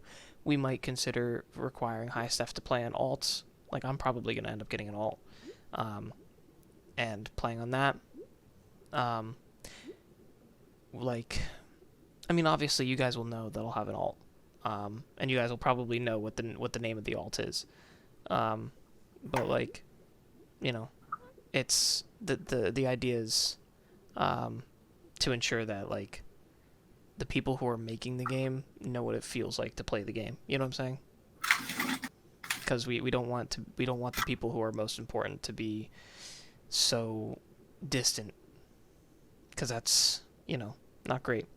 Our stance on alts, we have a rule against insiding, so you are not allowed to use alts to get into, like, you aren't allowed to use an alt to like sneak into another nation, stuff like that, etc., etc., etc. But generally, I mean, look, if you want to use an alt to vote for the server, if you want to use an alt to up your player count, I guess, we're not really all that against it. We don't care that much, because, I mean, look, if we're gonna go across our goal too is we want to have this be really, really successful. It's really super high hopes, but we're fairly certain that if we pull things off right, if we're fairly certain that if we do what we want to do well, we could have hundreds, if not thousands, of players on consistently, like a consistent 2,000 to 4,000 player cap. You know what I'm saying? So we don't want to be spending all of our time on such minimal offensive as like logging in on an alt. You know what I mean? Like, obviously, if you're using the alt to gain an unfair advantage, fine. Then that's when we're gonna have to step in. But if you're just using the alt, just generally, I mean, we're not gonna care that much about it. It's a case by case. So. Yeah. I mean, obviously, consistent punishment and consistent rules, and it'll be clarified. Because our rules on that aren't fully clarified at the moment, but generally we don't care, because we wanna limit what we do as staff for both time reasons and for player experience. We want to step in when it's necessary, and not just we don't want to punish just for the sake of punishing, because that's bad for everyone involved. VPNs, I don't really know. I think maybe. I mean, I think so. It might be what I would probably say is we probably lean towards no, but you would be able to whitelist your VPN or like an IP from it if you want to use a VPN. Like, if you're the kind of person who only uses a VPN, let's say, obviously we're gonna try and find a way to like help you get on the server. But like, if you're just using a VPN, if you don't normally use a VPN and then decide to, no. That's up for change, but the goal is to limit people. We want to limit the problems, but also make the server super accessible. Which we're also considering. This I don't even know if I don't know if I should say it. If you don't know if you don't know, you don't say, buddy. No. We're considering making it open to, in the future, once things are quality, making it open to Bedrock. That's fine. Yeah, we'll have to see how that goes. But we want to, if possible, open it up to potential Bedrock players. Bedrock is any console. Minecraft that is not played on the PC or not played on Java.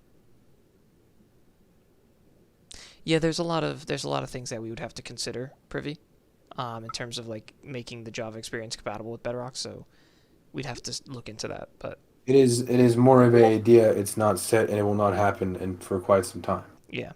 Let me just answer Skits really quick. Possible date? No, but I mentioned earlier that our goal is closed beta in the next... Hope. Yeah, our hope and goal. Yeah, goal. Hope, yeah. Next 1 to 2 months, like early to midsummer, for when closed beta comes out, followed by like 1 to 2 months of testing, and then open beta after that. Again, Privy, regarding the requiring more effort than it's worth, we'll do testing once we're ready. Because, I mean, also look, like, Bedrock is just a huge quantity of players. Like, it's just it's far more players on Bedrock. So, we just want to make this accessible. If it won't work, then we're not going to do it. Plain and simple. But if it will work, and it will work fine, then we'll look into doing it. It's definitely it's a benefit to Pulsar as a whole. Well, no. Swine, I would say, I don't think that, again, we're not trying to make this too niche. we're trying to make this accessible for You're back. casuals as well as for non-casuals. So I would say it's something that we're considering, but it's down the line. And we'll see how the state of things is before we before we make that change.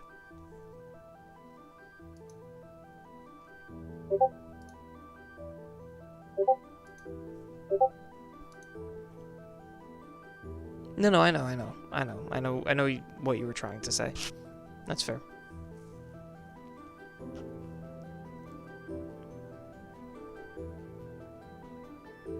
I mean, look, one thing that both I and Auric are excited to do is join on Minecraft VR, so that'll be fun. Yes, I'm gonna play Pulsar on Minecraft VR, baby. I was pretty sure I went to Osmarian VR Yeah, I think you did. Yeah, you did. one time. That was fine. Off topic, but I got my Quest.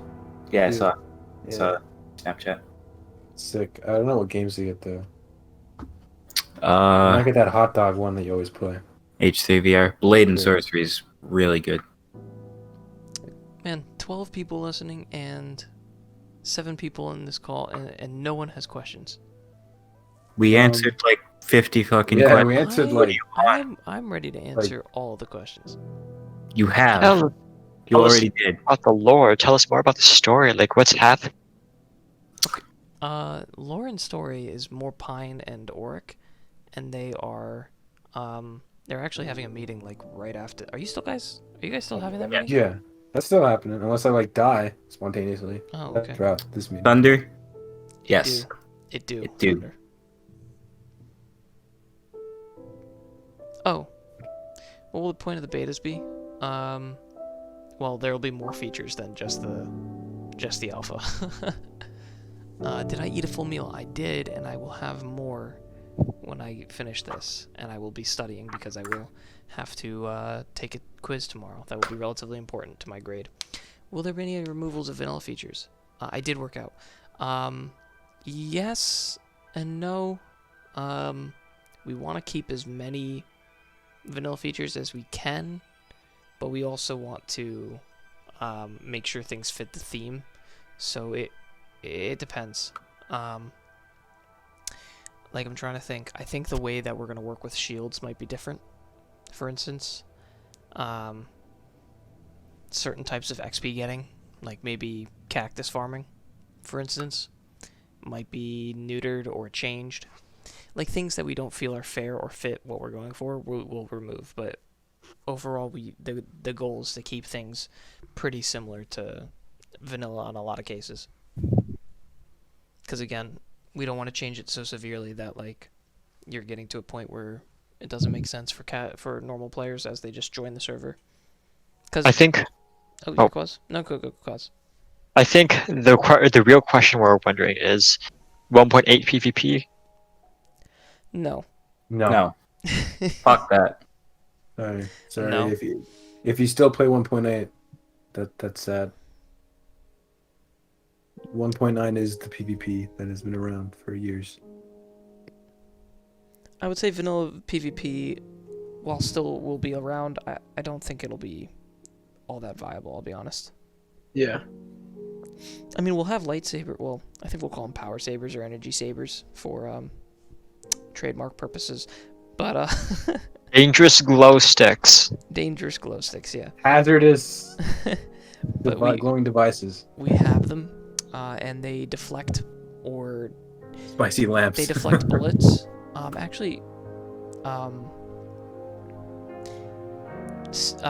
Steep. I think Steep mentioned this. One of the goals that I want to have, I don't know if it's possible, Steep, but with bullets and you can determine, Steep, if a bullet is shot is it rather than a like laser, right? So that we can only reflect the laser. Yeah, okay. So then the goal is only reflect lasers, and bullets that are shot of it will just like evaporate. But yeah, they you'll be able to actually reflect and fight with sabers. So when it comes to swords, I would say probably swords, maybe not so much. But in terms of like, real quick. So yeah, I saw that.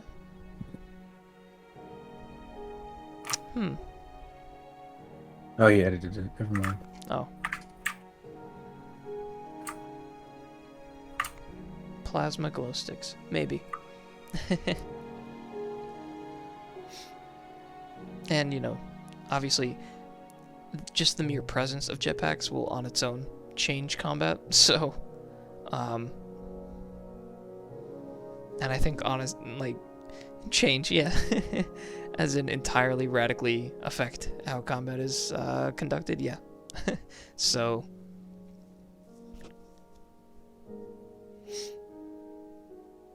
but our jetpacks will be made with combat in mind. So, Steep's doing a great job. Yes, skits. There will be. It might just be like the man overboard command, but yes. Obviously, like, we realize that some people might have latency issues or whatnot, just that would cause them to fall out of their ship, so preventing that from being a problem is pretty obvious.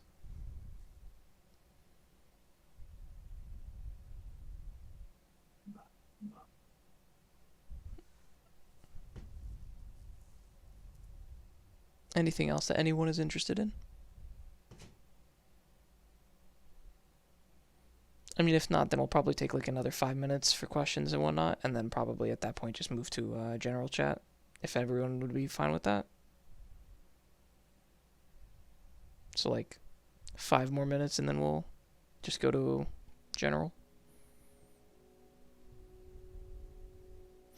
How exactly will a jetpack operate? We'll have hover jetpacks, which are just like creative mode, essentially. Like we essentially just give you fly, and you know, you move slow, so you can't like fly around super fast, but you'll just be able to build with it and just generally fly vertically. And then there will be combat / flight mode jetpacks, which will be essentially the way we're doing that is when you're normally flying it, you fly at a relatively slow speed, like at a speed that you can be like a lighter flight. It's a lighter flight, and you'll just be like shot out of the sky if you're flying around like that. So since it's a combat pack, you press a button and it gives you boost for a few seconds. Yeah, I want to post that GIF, but I don't know where the GIF is, Steve. It's like if you ever played Battlefront, it's like a jump pack.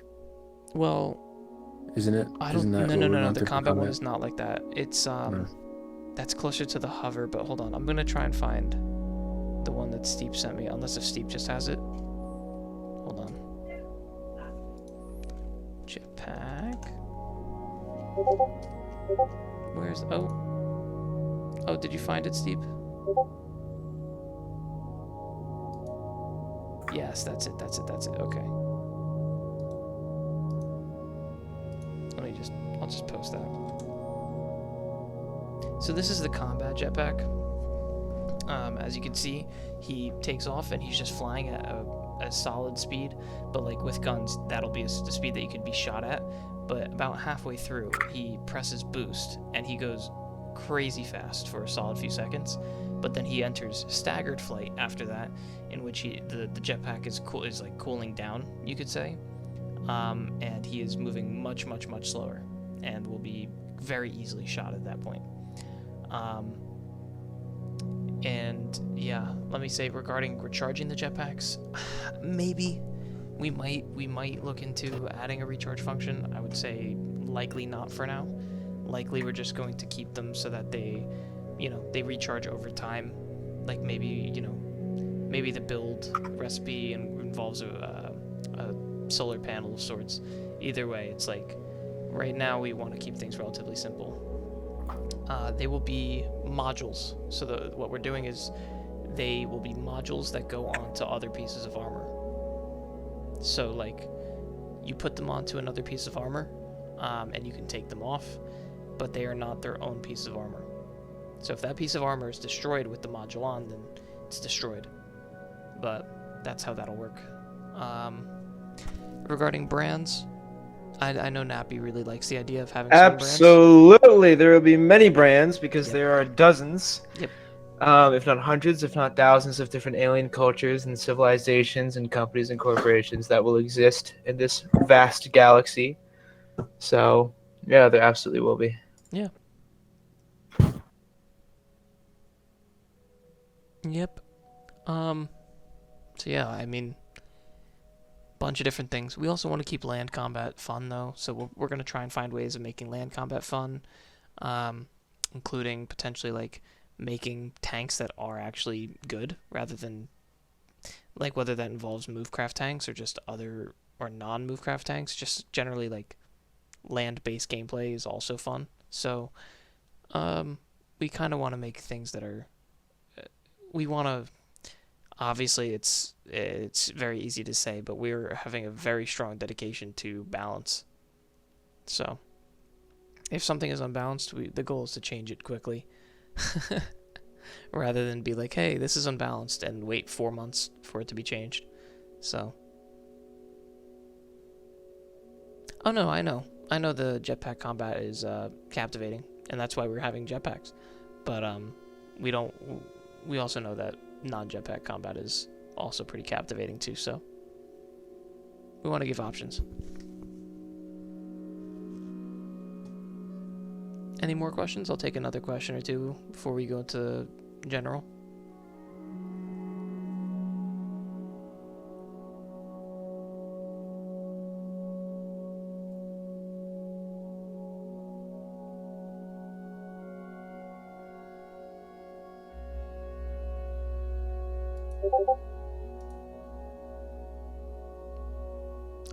Neb, that's not a bad idea. We'll think about that. Tutorials. I mean, ultimately, it would be nice to have a tutorial on everything. Obviously, that would take time, but I'd like at least the core things to be fully covered. And if we can cover everything, then I'd love to. Denfish is not speaking. Hello. But now he is. No, he didn't. You're wrong. Yeah, my there's like a storm outside. My internet just crashed. That's why I disconnected. Nice. For a while. Yeah. Yeah. Also, like Neb said, frankly, like just making things just a book, not great. Siegeable settlements. What do you mean by that exactly? And while he's explaining that, soccer. I played soccer when I was a kid. My dream job when I was very young and made the username when I like maybe 10 years ago was doctor. And I'm still on the pre-med track, but I'm looking more towards law at the moment. And then 55 was my soccer name, or soccer number, I should say. Sorry.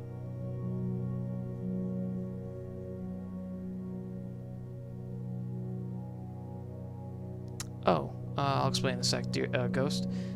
Pine, not Pine. What the hell? Swine. Which one is your pet again? I'm wondering if we have it. Is it red or blue? Yours. Because the blue one has will be worked on. Quaz, are you gonna work on that, or is Nappy gonna work on that? Yeah, that's I'm responsible for the more robotic looking thingies. Yeah, so Quaz is gonna work on that once his classes clear up. Yeah. But that one's not done, so we don't have anything to show on that yet, but we'll show it. When it's done, I'll send it over. Ghost, I'll answer Ghost and then Scythe. So where people have claimed land, I mean, there's gonna be there will be wars over claimed land. How some of the overclaiming and whatnot is well, not overclaiming, somehow how some of the takeovers are gonna be is more up for debate. Like, there's going to be primary and secondary territories, and secondary territories will definitely be highly contestable, but primary territories, more questionable of how we're going to do that. It's not been fully worked out, but there will be wars over claimed land, absolutely. Gonk Droid pet, I mean, you can have whatever you want. If you buy tier 3, you can have literally whatever pet you want, so long as it's, like, safe for work and within, like, general restrictions, as in like it's going to be kind of small, and we don't want to put too much like block-based detail on it. Texture-based, that's one thing, but block-based detail just for like frames, because if we have too many blocks, it'll be hard to look at for clients. But like you can basically have whatever you want. So as long as it's within reason, we'll give you whatever you want. Yeah, you could totally have a gonk droid.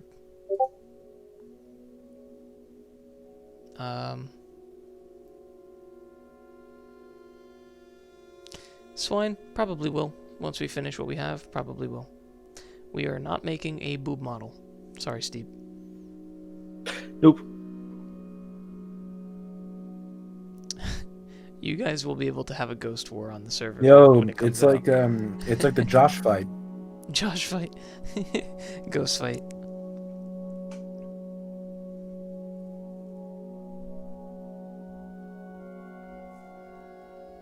Dude, I didn't think little Josh would pull through and make it, but he won, bro. He did. It was crazy. Big dubs for little Josh. Okay.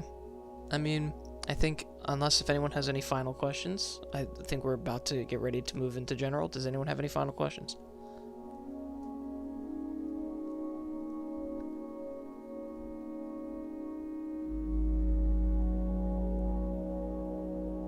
Oh yeah, there'll be plenty of custom armors. So many. In terms of if they're going to change how they look, like skin-wise, or like how they look on you, we're looking into what our options are, but we would love to have the armors have tons of different like looks to them. We'll see how it comes out, but yeah, it's complicated. Yeah. Yeah, because unfortunately there's no way to change like there's no way to add more armor textures using a resource pack. You would have to use Optifine or some other third-party mod to do that.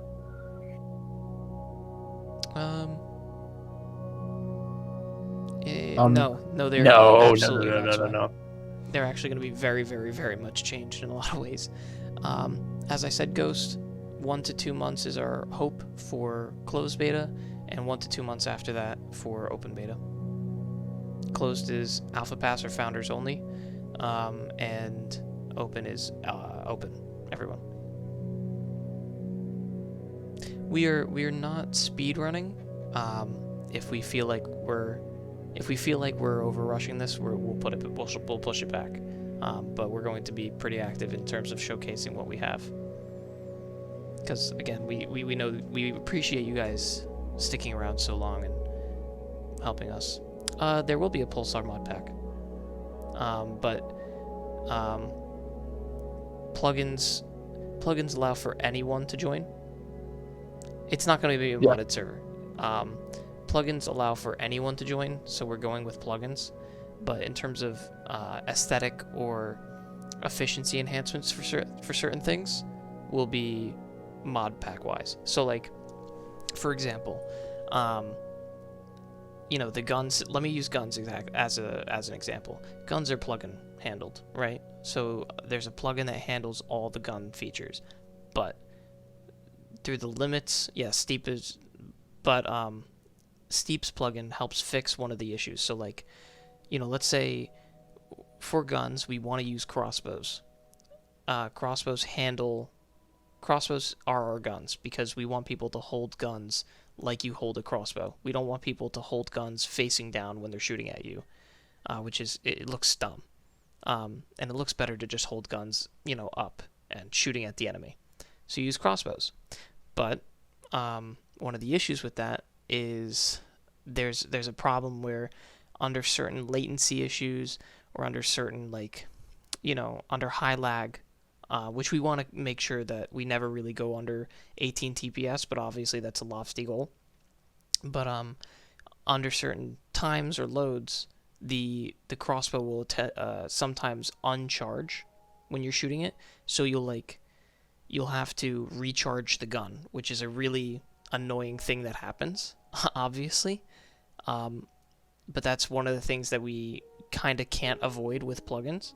So we'll have a mod that you can add if to your client if you want to, which kind of removes that annoying feature. It'll be basically like not necessary to play well, but if you want to have, that's a convenience mod that'll be part of it. There will be convenience mods, performance mods, and aesthetic mods, like a mod that changes the end background to like a better star that we like. The server will not use mods.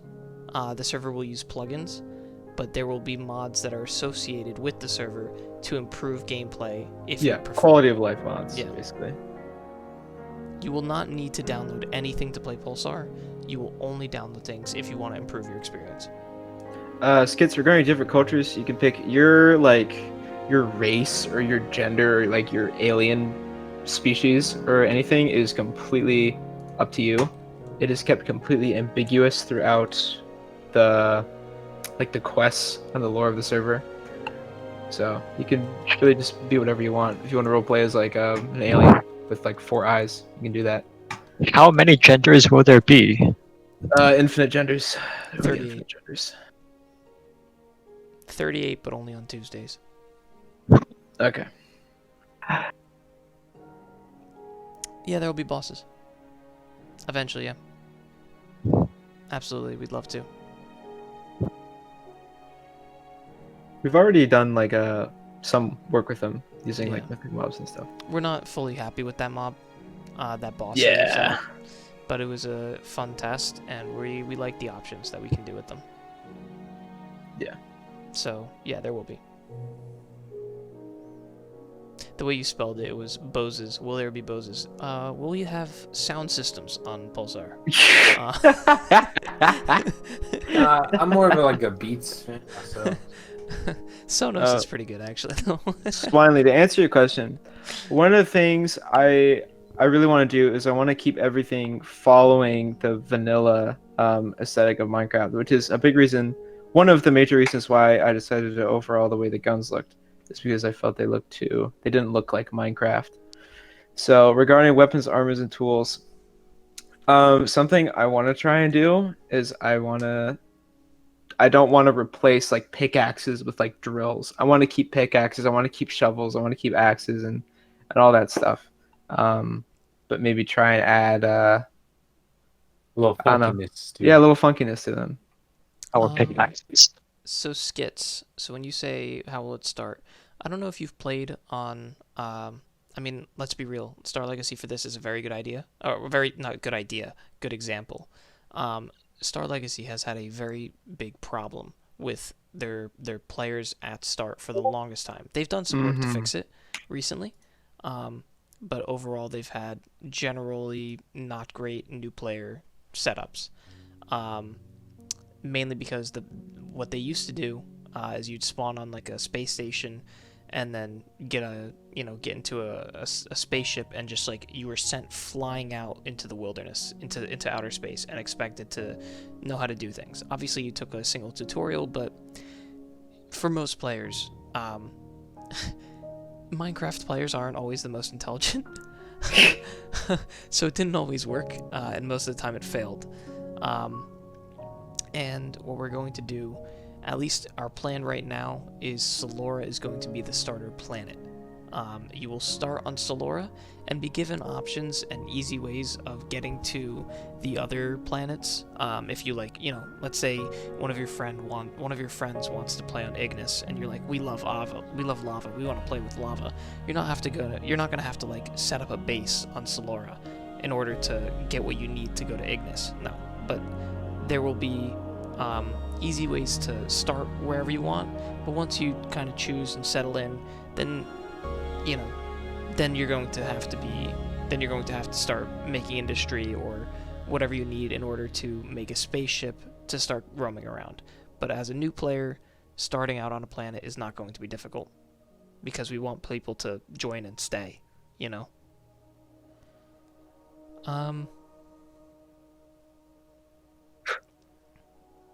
You won't be able to nuke settlements.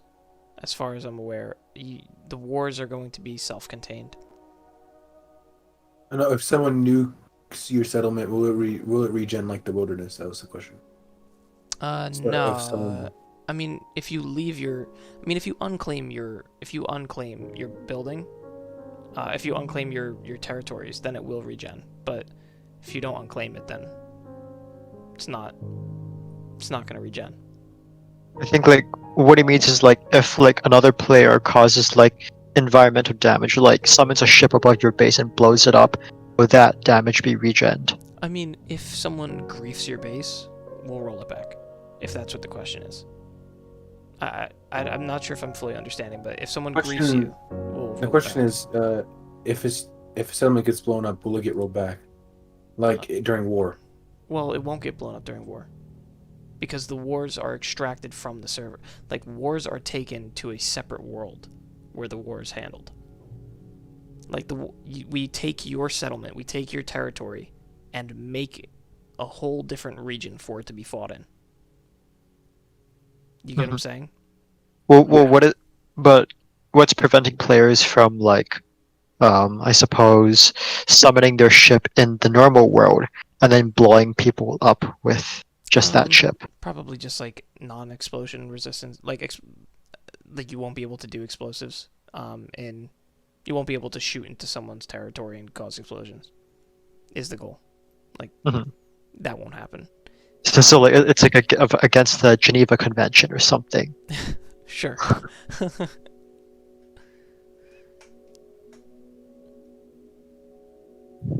Yeah, inciting is against the rules. Yeah.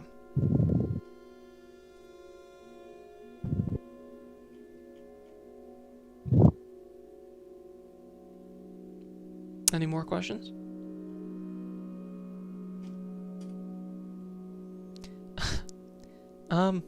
I mean, I guess. Just keep things safe for work. Yep. I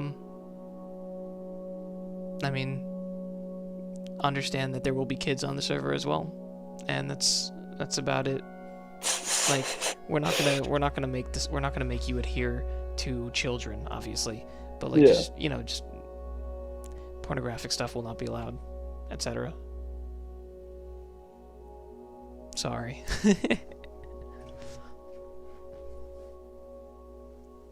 You can deal with pornographic stuff on your own time.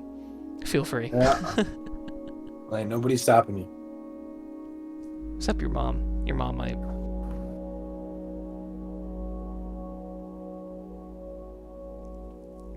And yeah, feel free to, to invite your friends. Tell your friends. No, like, look, the more people in the community, the better. I was really happy when a bunch of people joined, just because, like, I like our community, but I felt like it was, like, let's be real, it was like Ghost, Cranberry, Lula, and like a few others, and it was like that was the community, and I was like, it's great, and I'm glad that they like it, but like I wish there were more people here to talk and enjoy things, and I was glad that people did join. So if you guys want to invite your friends, feel free. And I'm comfortable answering just about any question in general if you want to ping me whenever. Preferably not right now, but feel free. I don't really care about pings.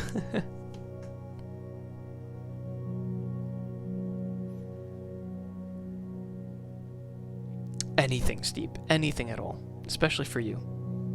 I did mention it, Squid, but do you need me to rehash it? What is your favorite mob? Custom mob? Me? Yeah. I love the Thalassin. That's mine too. Yeah. Like, That's the wrong answer. We all know what our favorite Oh, mob it's the is. pogfish. It's the fucking pogfish, baby. It's the pogfish, baby. It's the pogfish. You know, you wish upon a pogfish. You know.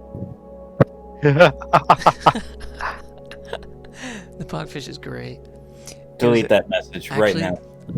I recently used a different types of pogfish.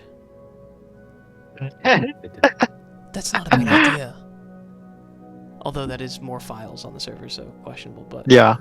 Like. But I actually, it was crazy. I recently spawned in. I was using a different resource pack. If you use the wrong resource pack for the models, it's bad. And the orc pet, I was using an older resource pack with the orc pet without any of the textures for the orc pet. So it just used a conglomerate of textures from the pogfish and the shallow, and it was the most horrifying thing I've ever seen. And it was flying at me because I left the orc pet as a vex, no, not as a vex, as a bee, for testing, and it was attacking me. I think It was- the best one is when we made it an ender dragon and it just went on a rampage. That was pretty great. That was pretty great. I don't know if Cranberry's still listening. Is he? Yeah, Cranberry. We made the orc pet temporarily into an ender dragon just to see what would happen, and it rampaged. It destroyed the world. It was destroying me. It made tunnels that went for miles. It was wild. So And it was always circling around you because it's your yeah. and I mean, there's not a lot of plans for bosses, but yeah, I mean, I don't think anything opposed for a boss that needs to be fought with the ship. Yeah, I would mean, Be fun. it would be awesome. So we want to have bosses that are all kinds of fights. So the pogfish is always pogging. It's literally The pogfish is it's always literally pogging. stuck in a state of pog. So making ship AIs would be one of the coolest things that we could possibly do, and it's something that we are definitely going to explore. It's just hard, obviously, you know.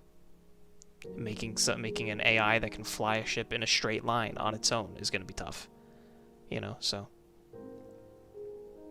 or a ship that, like, when you shoot at it, starts turning, etc., etc. What, Steve? What do you want? One word. One word. Okay, I'm listening.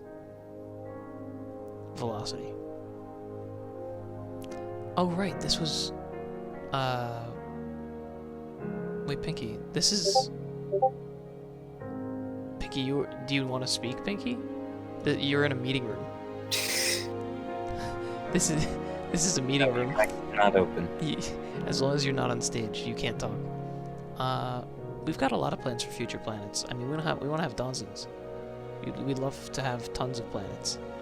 Tons of variety, and not just planets as in like the blocks that they're made of, but also the mobs that inhabit them, the history of the planets, the alien cultures that have inhabited it or currently inhabit it, different biomes, there's all kinds of stuff. We want to make planets be super in-depth and interesting.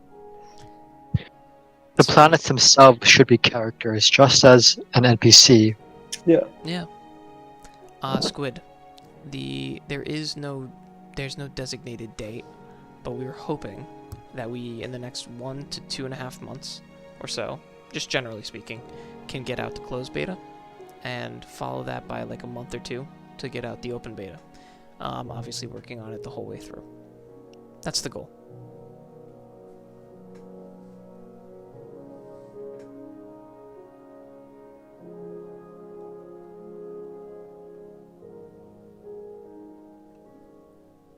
Wow, we were about to reach the 2-hour mark.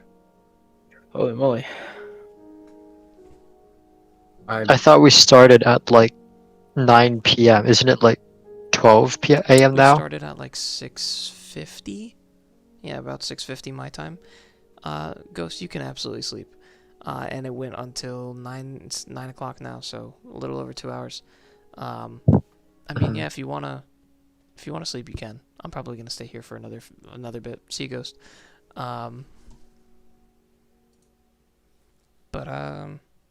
Yeah, I mean, I don't really know. I'm willing to answer a bit more, because it seems like you guys are still actively asking questions, so I'll answer a bit more before we move to general chat. I'm still recording, I think. Yeah, I'm still recording. I might cut it down, but we'll see, because this is about to be a 2-hour audio file. Oh shit, the Grand Dome. The Dom is here. Finally, actually, Solora has rings. Yes. And something we're experimenting with is to see if we can use Optifine or Skybox mods so you can actually see the rings on the planet from the ground. Yep. Kuiper Belt? I mean, sure. Potentially. So, what did I miss? Someone told me talking about Kuiper Belt? Quite a lot. Oh. Though I have it all recorded, Granum. I gave them basically the lowdown that I posted in the private leadership channel that we have. Well, and then just been a long question and answer session. All right. Any questions that I needed to answer or that are a bit hazy? Yeah, all the ship-related questions. Yeah. I All gotta right, now's go the time to ask, dip 'cause you out have for the about writing you have meeting, me but for about an hour and a half. Jeez. suck. I'm gonna go dip out for the writing meeting. Go for work. Thank you all who came and listened to us talk and gave us questions and all that. It was great and it was fun, and I'll be glad to talk to you guys another day. All right, it's been real. See you later, Orc. And I don't know if Pine wants to join him, but feel free. Oh, yeah, I am. Okay. Unbelievable. That's because he's on his phone in his car right now. Yeah. Yeah, I'm on my way home from bowling, and then I gotta go back to work for 11 a.m. to 4 a.m. or 11 p.m. to 4 a.m.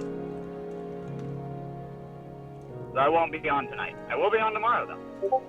Oh, and Rogue Ranger, to answer your question, yes, there will be different resources on different planets. There will be resources that will be like in common and shared among planets, so like coal, iron, diamonds, The gold, vanilla whatever. resources will be common amongst every planet with the same spawning rates. Yeah. With the exception of the ores and like the mines, right? The ores and the mines are going to be non-vanilla. So yes, those will be not shared. PvP, I mean, it will be largely guns. I don't want to say purely guns because there will be, I mean, you could still, use swords and stuff like that, and there will be sabers and stuff, but I would say it's more likely that people will be using guns. And it'll be hosted in New World, capture the flag, yeah. Man-made structures in the galaxy, I can answer that. There's gonna be some things that we're testing right now with different world events within the space server, but for the most part, that will just be planets and ship travel. There might be certain international sort of galaxy outposts that's being considered. We're not fully set on any one set yet, though.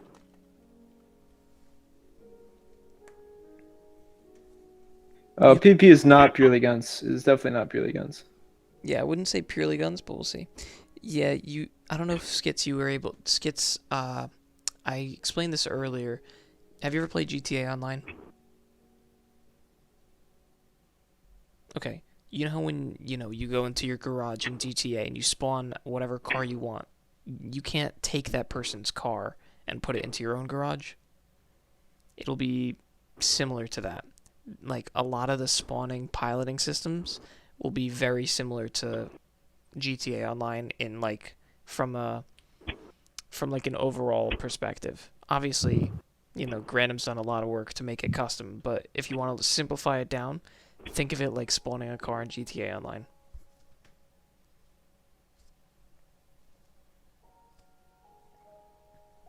Yep, that's right, Swan.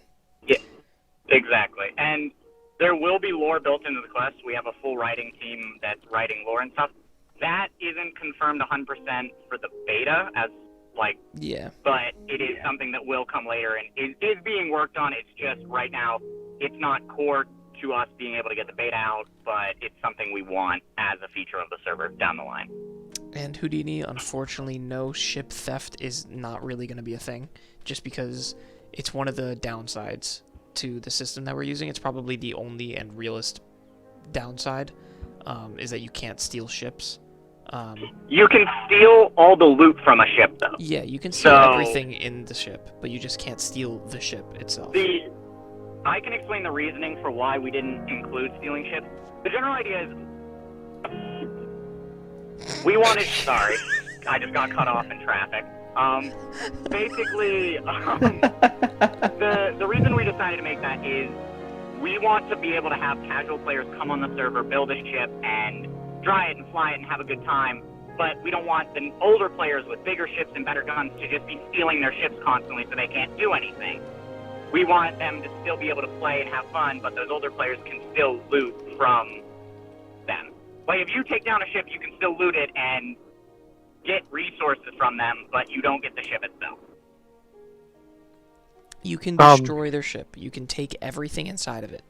You cannot take the ship itself. You can't pilot someone else's ship and take it home. You can't. Like, The ship will piracy in the sense of stealing the ship is, but piracy in the sense of taking whatever loot they had isn't. You can take whatever you can take whatever's in the chest, and I believe Grandom, the plan was to be able to break blocks for like 20-30 minutes or so. You could just like mine their ship. It's considered. I gotta see how I'm gonna implement it, but I do want some system. Yeah. But the general idea is it kills piracy in the sense of stealing a ship, but that's the trade-off of allowing these newer players to be able to play without the worry of, oh, I'm just gonna get killed over and over again. I mean, and not only that, like our entire system isn't. You don't. Just to clarify, you don't build a ship in the play world. Like when you build a ship, you don't go to your base and then just like clear some space and then place down the blocks and that's the ship. That is never how it's done. You go to a block and that's the RAC. That's what we've named it. The rapid access, a rapid automated constructor, right? Constructor. Yep. Rapid automated constructor. You click on said block and that takes you into a creative world where you build your ship and in that creative world. And then whenever you're done, you produce the ship. That takes like, a certain amount of minutes or potentially hours or potentially days depending on the size of the ship. And then once it's produced and you've paid all the resources to it, you can spawn it and despawn it whenever you want at any time. So you just spawn it in, run it, and then you can go out and fight with it. Like kind of like in GTA, you go whatever car you want from your garage, you take it out, you fight with it, and whenever you're done, it just despawns, it goes away, disappears, and it goes back into your RAC, back into your garage, you could call it, and that's where it's used. And unfortunately, you can't, like for instance, like in GTA, you can't steal other people's cars from the garages, which is, kind of annoying. You wish you could do it, but you can't. But it doesn't mean that car-to-car fighting doesn't happen. It doesn't mean that, like, there's no incentive to go fight someone else in their vehicle. Like, there's plenty of incentives and plenty of reasons to, but you just can't steal their ship. And I really disagree with the idea that piracy is dead just because you can't steal their ship. I mean, frankly, what that's usually done for most of the time is just, like, trophy hunting, which is, it's like, not really a necessary mechanic, and not really all that fun for the recipient of the trophy hunting. Yeah, that's one of the weird parts of GTA Online. Yes, you don't get charged for blowing up a ship. That will never happen. We want to encourage ship fighting.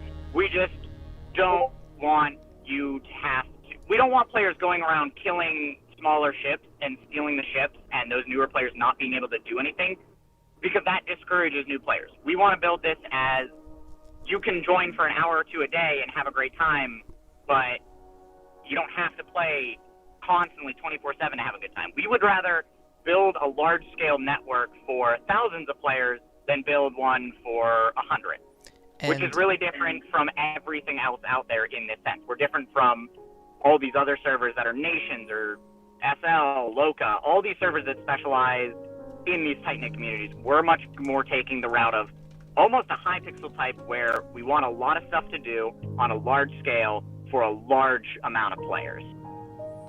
And what I'll say, Priv, is regarding the sheer resources of the ship. Well, I mean, for some players, I know it's about trophy hunting. For you, it might not be, but regarding stealing the resources of the ship, we do want to make it so that, like, you can mine their ship after you've destroyed it. Like, we want to be able to do that. If we can't, then we might not be able to, but our goal is to try and do that. So we're going to put things toward being able to take the resources of the ship, whether that's both the chests and the blocks of said ship. Yeah, like we want to be able to do that. If we can't, then that's like, it'll suck, but it's what we have to do to ensure performance and overall player satisfaction. But yeah, the goal is being able to shred the entire thing. I mean, we're going to have a system where destroyed ships automatically remove themselves just so that you don't end up with, like, spaces filled with carcasses of ships. Because that sucks too. But, like, you would have a certain amount of time after destroying the ship where you can go salvage it. Yeah, essentially, imagine a grave, like if a player dies and a chest spawns with all their loot so it doesn't drop on the ground, that, but for ships, will essentially kind of be the system. Obviously not like a single chest, but like there will be ways to go loot dead ships. You just can't take them home. That's it. Like you literally just can't take them and store them in your base. That's the issue. Yeah. Like that also like gives like the player that just lost a ship an opportunity to try and retaliate, right? Potentially, yeah. Yeah, What do you mean? What do you mean? like If they go back to their base, they die, they go spawn in their base, they spawn another ship, they go back out, they can do that, yeah, if that's what you mean. yeah. So the general idea to operate the ship, what do you mean? Like the system we're using, or like what do you mean? Sorry. And Skits, I'll answer yours. In space, obviously, they won't crash, like, as in fall down. They might fall down on planets. I'm not so sure how we want to do it yet. But either way... I was pretty much, they were just going to die and stay where they died. Then that's, I mean, either way, they're getting deleted naturally, so they're not going to, like, cover the ground, so they're probably just going to stay in the air and then disappear after they're done. Yeah. The other reason for a lot of these decisions was server performance. A lot of our, pretty much every game idea or game plan we've designed has been based around 3 key factors. Ability for new players to enjoy it, depth of more experienced players to go into it, and the overall server performance impact. Yeah. We want to basically keep our servers running at 18 to 20 TPS constantly, with no crashes. Yeah. As of right now, the chances are pretty good because every single planet will be its own server with a large amount of resources dedicated solely to running that planet, which means you don't have the issue of calculating multiple worlds. It's a very expensive backend, but long term, it is much healthier to keep the network alive and stable. And then also to answer Swine's question,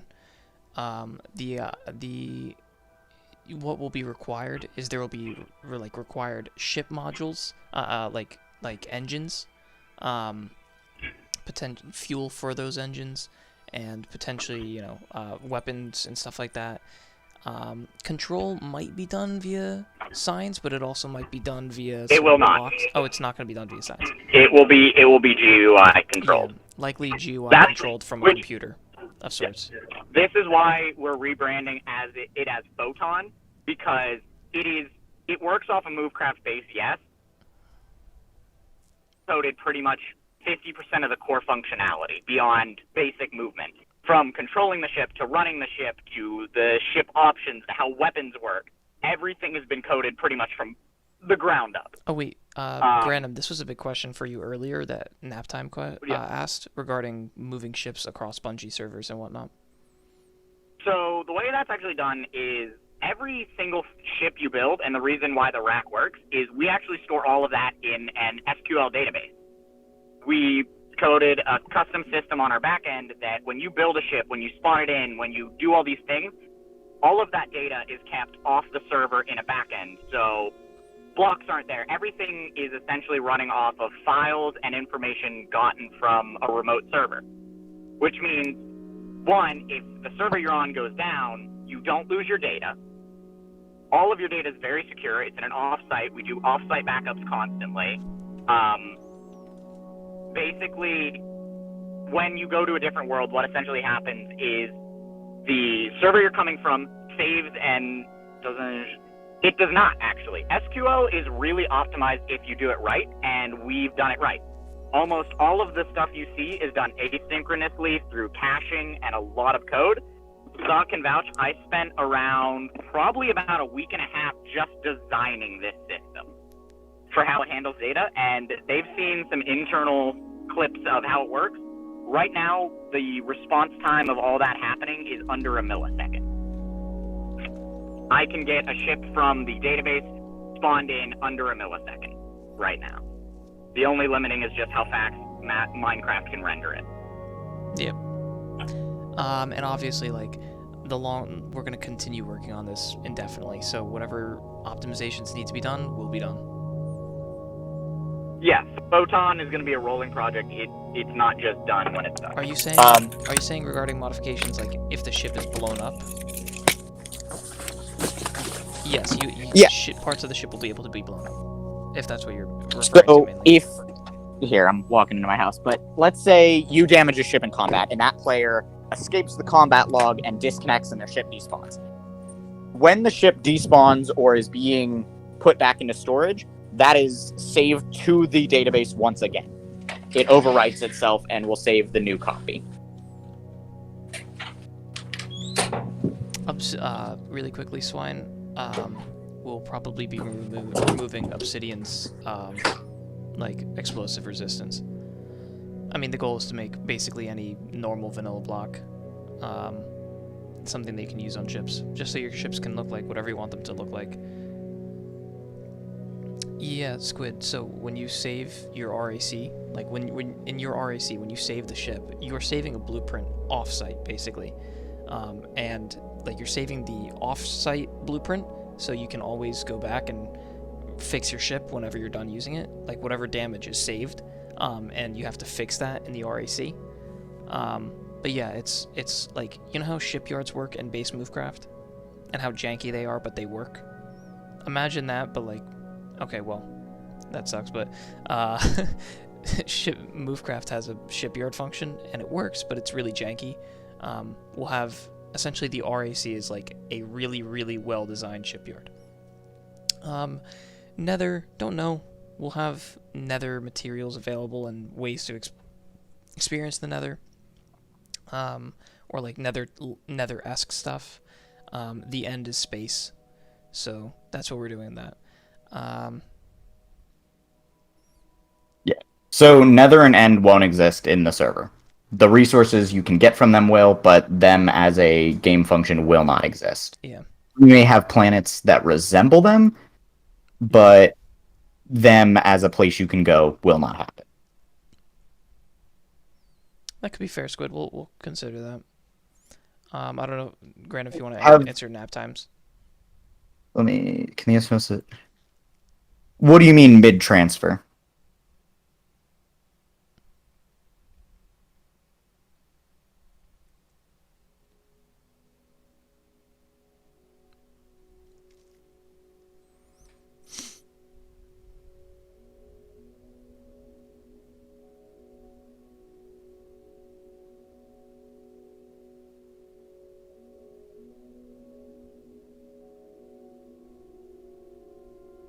So that really won't happen because of the way it works. So let's say you're trying to exit a planet.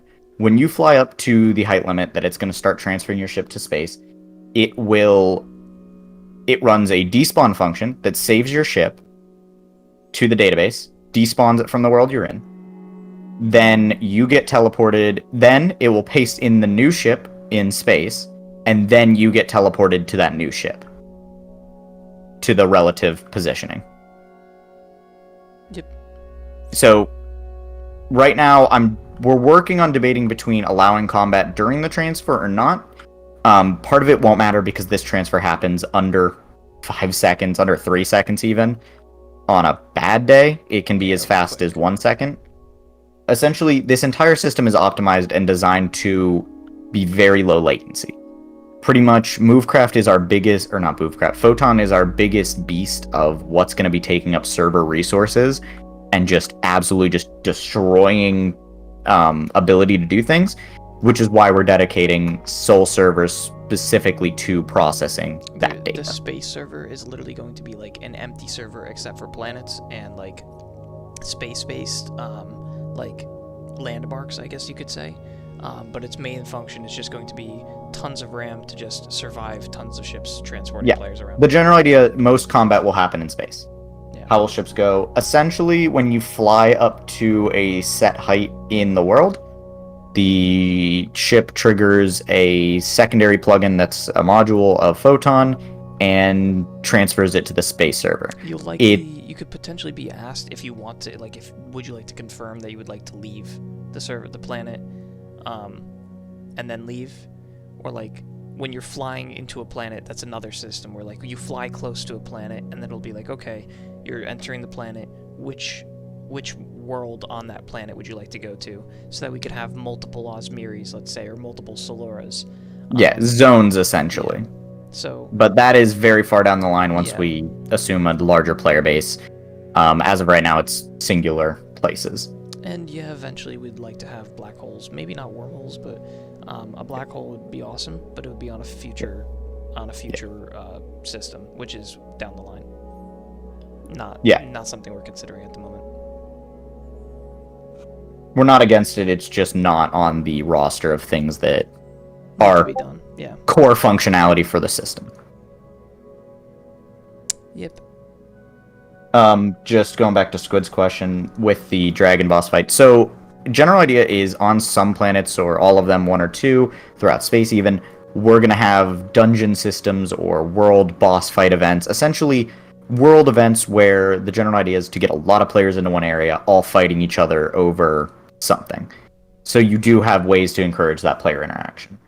The tested max size that we're going with for right now is 350 in length, 100 wide, and I think 50 tall. Might be more than 50. I think he's going for block count, but that can account for, like, in terms of our end goal, our end goal is around 40,000 plus block ships. Yeah. Like, of course, at max, and that would probably be tough to get to that size of ship, so there would likely be not that many.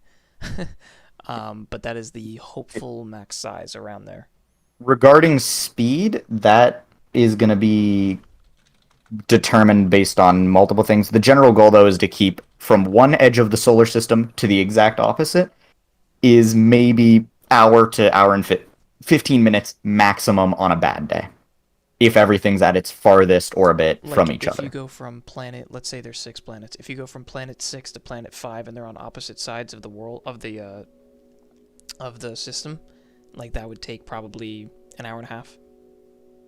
That, honestly, we're even debating that being too long at this current moment.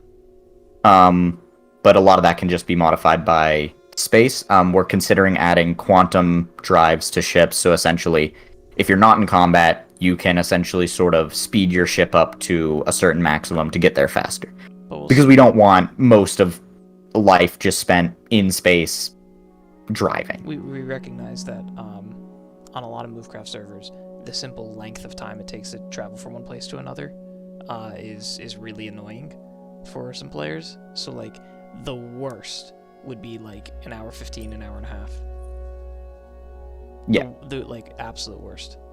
And again, this was decided based on the general idea of we're trying to market to those more casual players that aren't going to be playing for 6 hours at a time. They're going to play maybe an hour, have some fun with their friends, and then get off to go to work or go do something. In what ways? Nah, because I mean, we're open to all kinds of ideas, and we have, but cool encounters would be cool. Also, I mean, I've considered things like it would be cool if certain regions of space might be limited or politically limited. So, like, you have to work with a certain faction to have access to certain types of things. There's a lot of things we can do, and we're considering it. But nothing's confirmed on that front. Yeah. And a lot of encounters we want to do. We just need to figure out how it would be best to do for us. And it's also not really on the radar right now. Just the biggest one that we've thrown around currently, or the two biggest ones that we're currently, or three actually, the three biggest things that we're debating as encounters throughout the system itself, not just in space, rogue planet / comets with really possibly really good resources, but they're very hostile, combat enabled. The general idea is to get as many players into that one area as possible to fight it out. Dungeons is another one. We're confirmed on them being a thing eventually down the line. Dungeons will probably be a thing, and then we're also looking into AI fleets. Yeah. What will closed beta not have? I mean, it won't have. It'll have. It would probably be easier to say what it will have. It will potentially have an early version of the Territories in War. It will have a preliminary version of Photon. Well, basically where we're at with Photon right now is what it'll have. It'll have many of the guns and probably certain levels of combat type stuff. It will likely not have significant options with armor. Industry will be minimal. Like industry is something that we are going to work on, but just have not worked on very much at the moment. It's probably the biggest function that we have not that much worked on for. So yeah. That's probably the main thing that's not going to be there. Guns look like entities or blocks? The guns are fully 3D modeled. Look at Showcase. Yeah, Showcase is what guns will essentially. They'll be working models. And also, sorry, you should go first. Yeah, I was just going to answer nap time. Essentially, the general idea is PvE players will have options and ways to avoid getting in combat if they don't want. They aren't forced to fight to be able to play the server. But if a PvP player really, really hunts you down and wants you, they can go after you. It's not going to be super simple, though, to repeatedly just trap a player and kill them over and over again. We're putting systems in place to restrict that. But those PvE players will still have the chance of getting into combat. Look, if you want to avoid fighting because you like hate fighting, we're not going to force you to like go through we're not going to force you to deal with fighters all the time.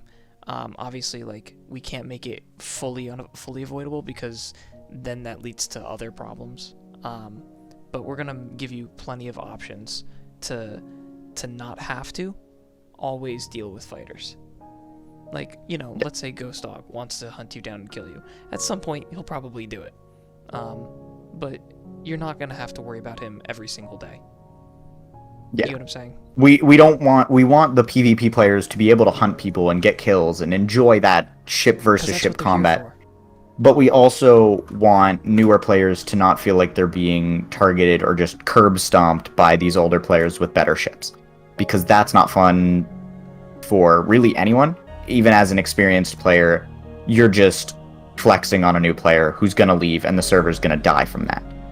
We think the route we're taking of having 1,000 players possible, having those chances of more interactions happening, is a better route than having the issue of less people and the same people getting killed. Naptime, one system that comes to mind, it's not necessarily PvP. Well, it does involve PvP actually, but what I'll say is like, for instance, with our economy, one thing that we're doing is we're adding a lot of protections for players at medium to lower tiers of industry and just general like production.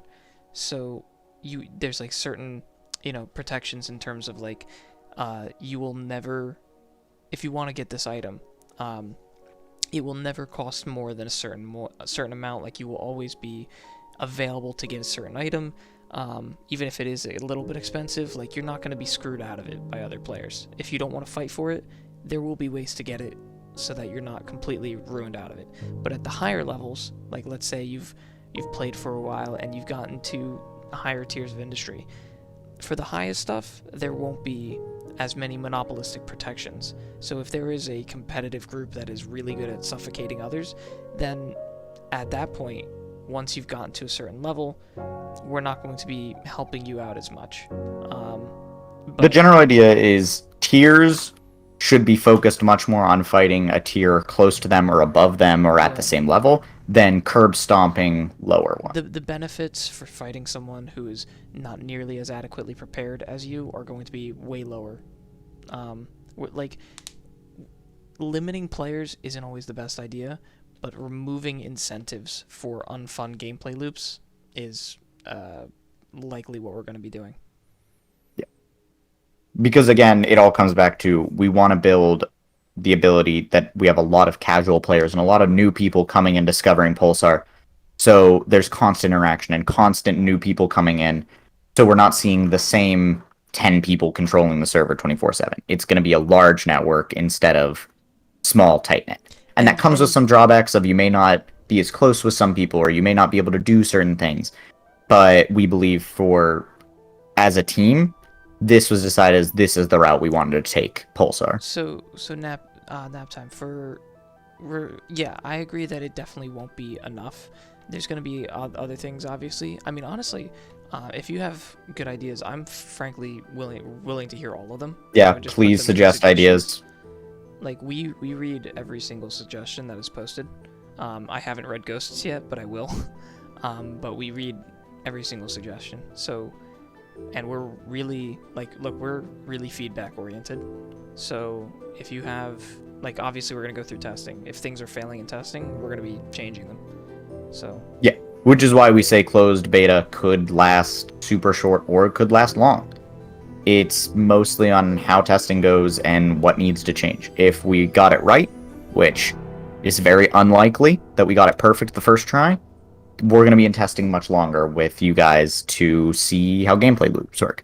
And we understand that most of you are much older, experienced players with this type of gameplay, and it's going to be much more heavily to that degree.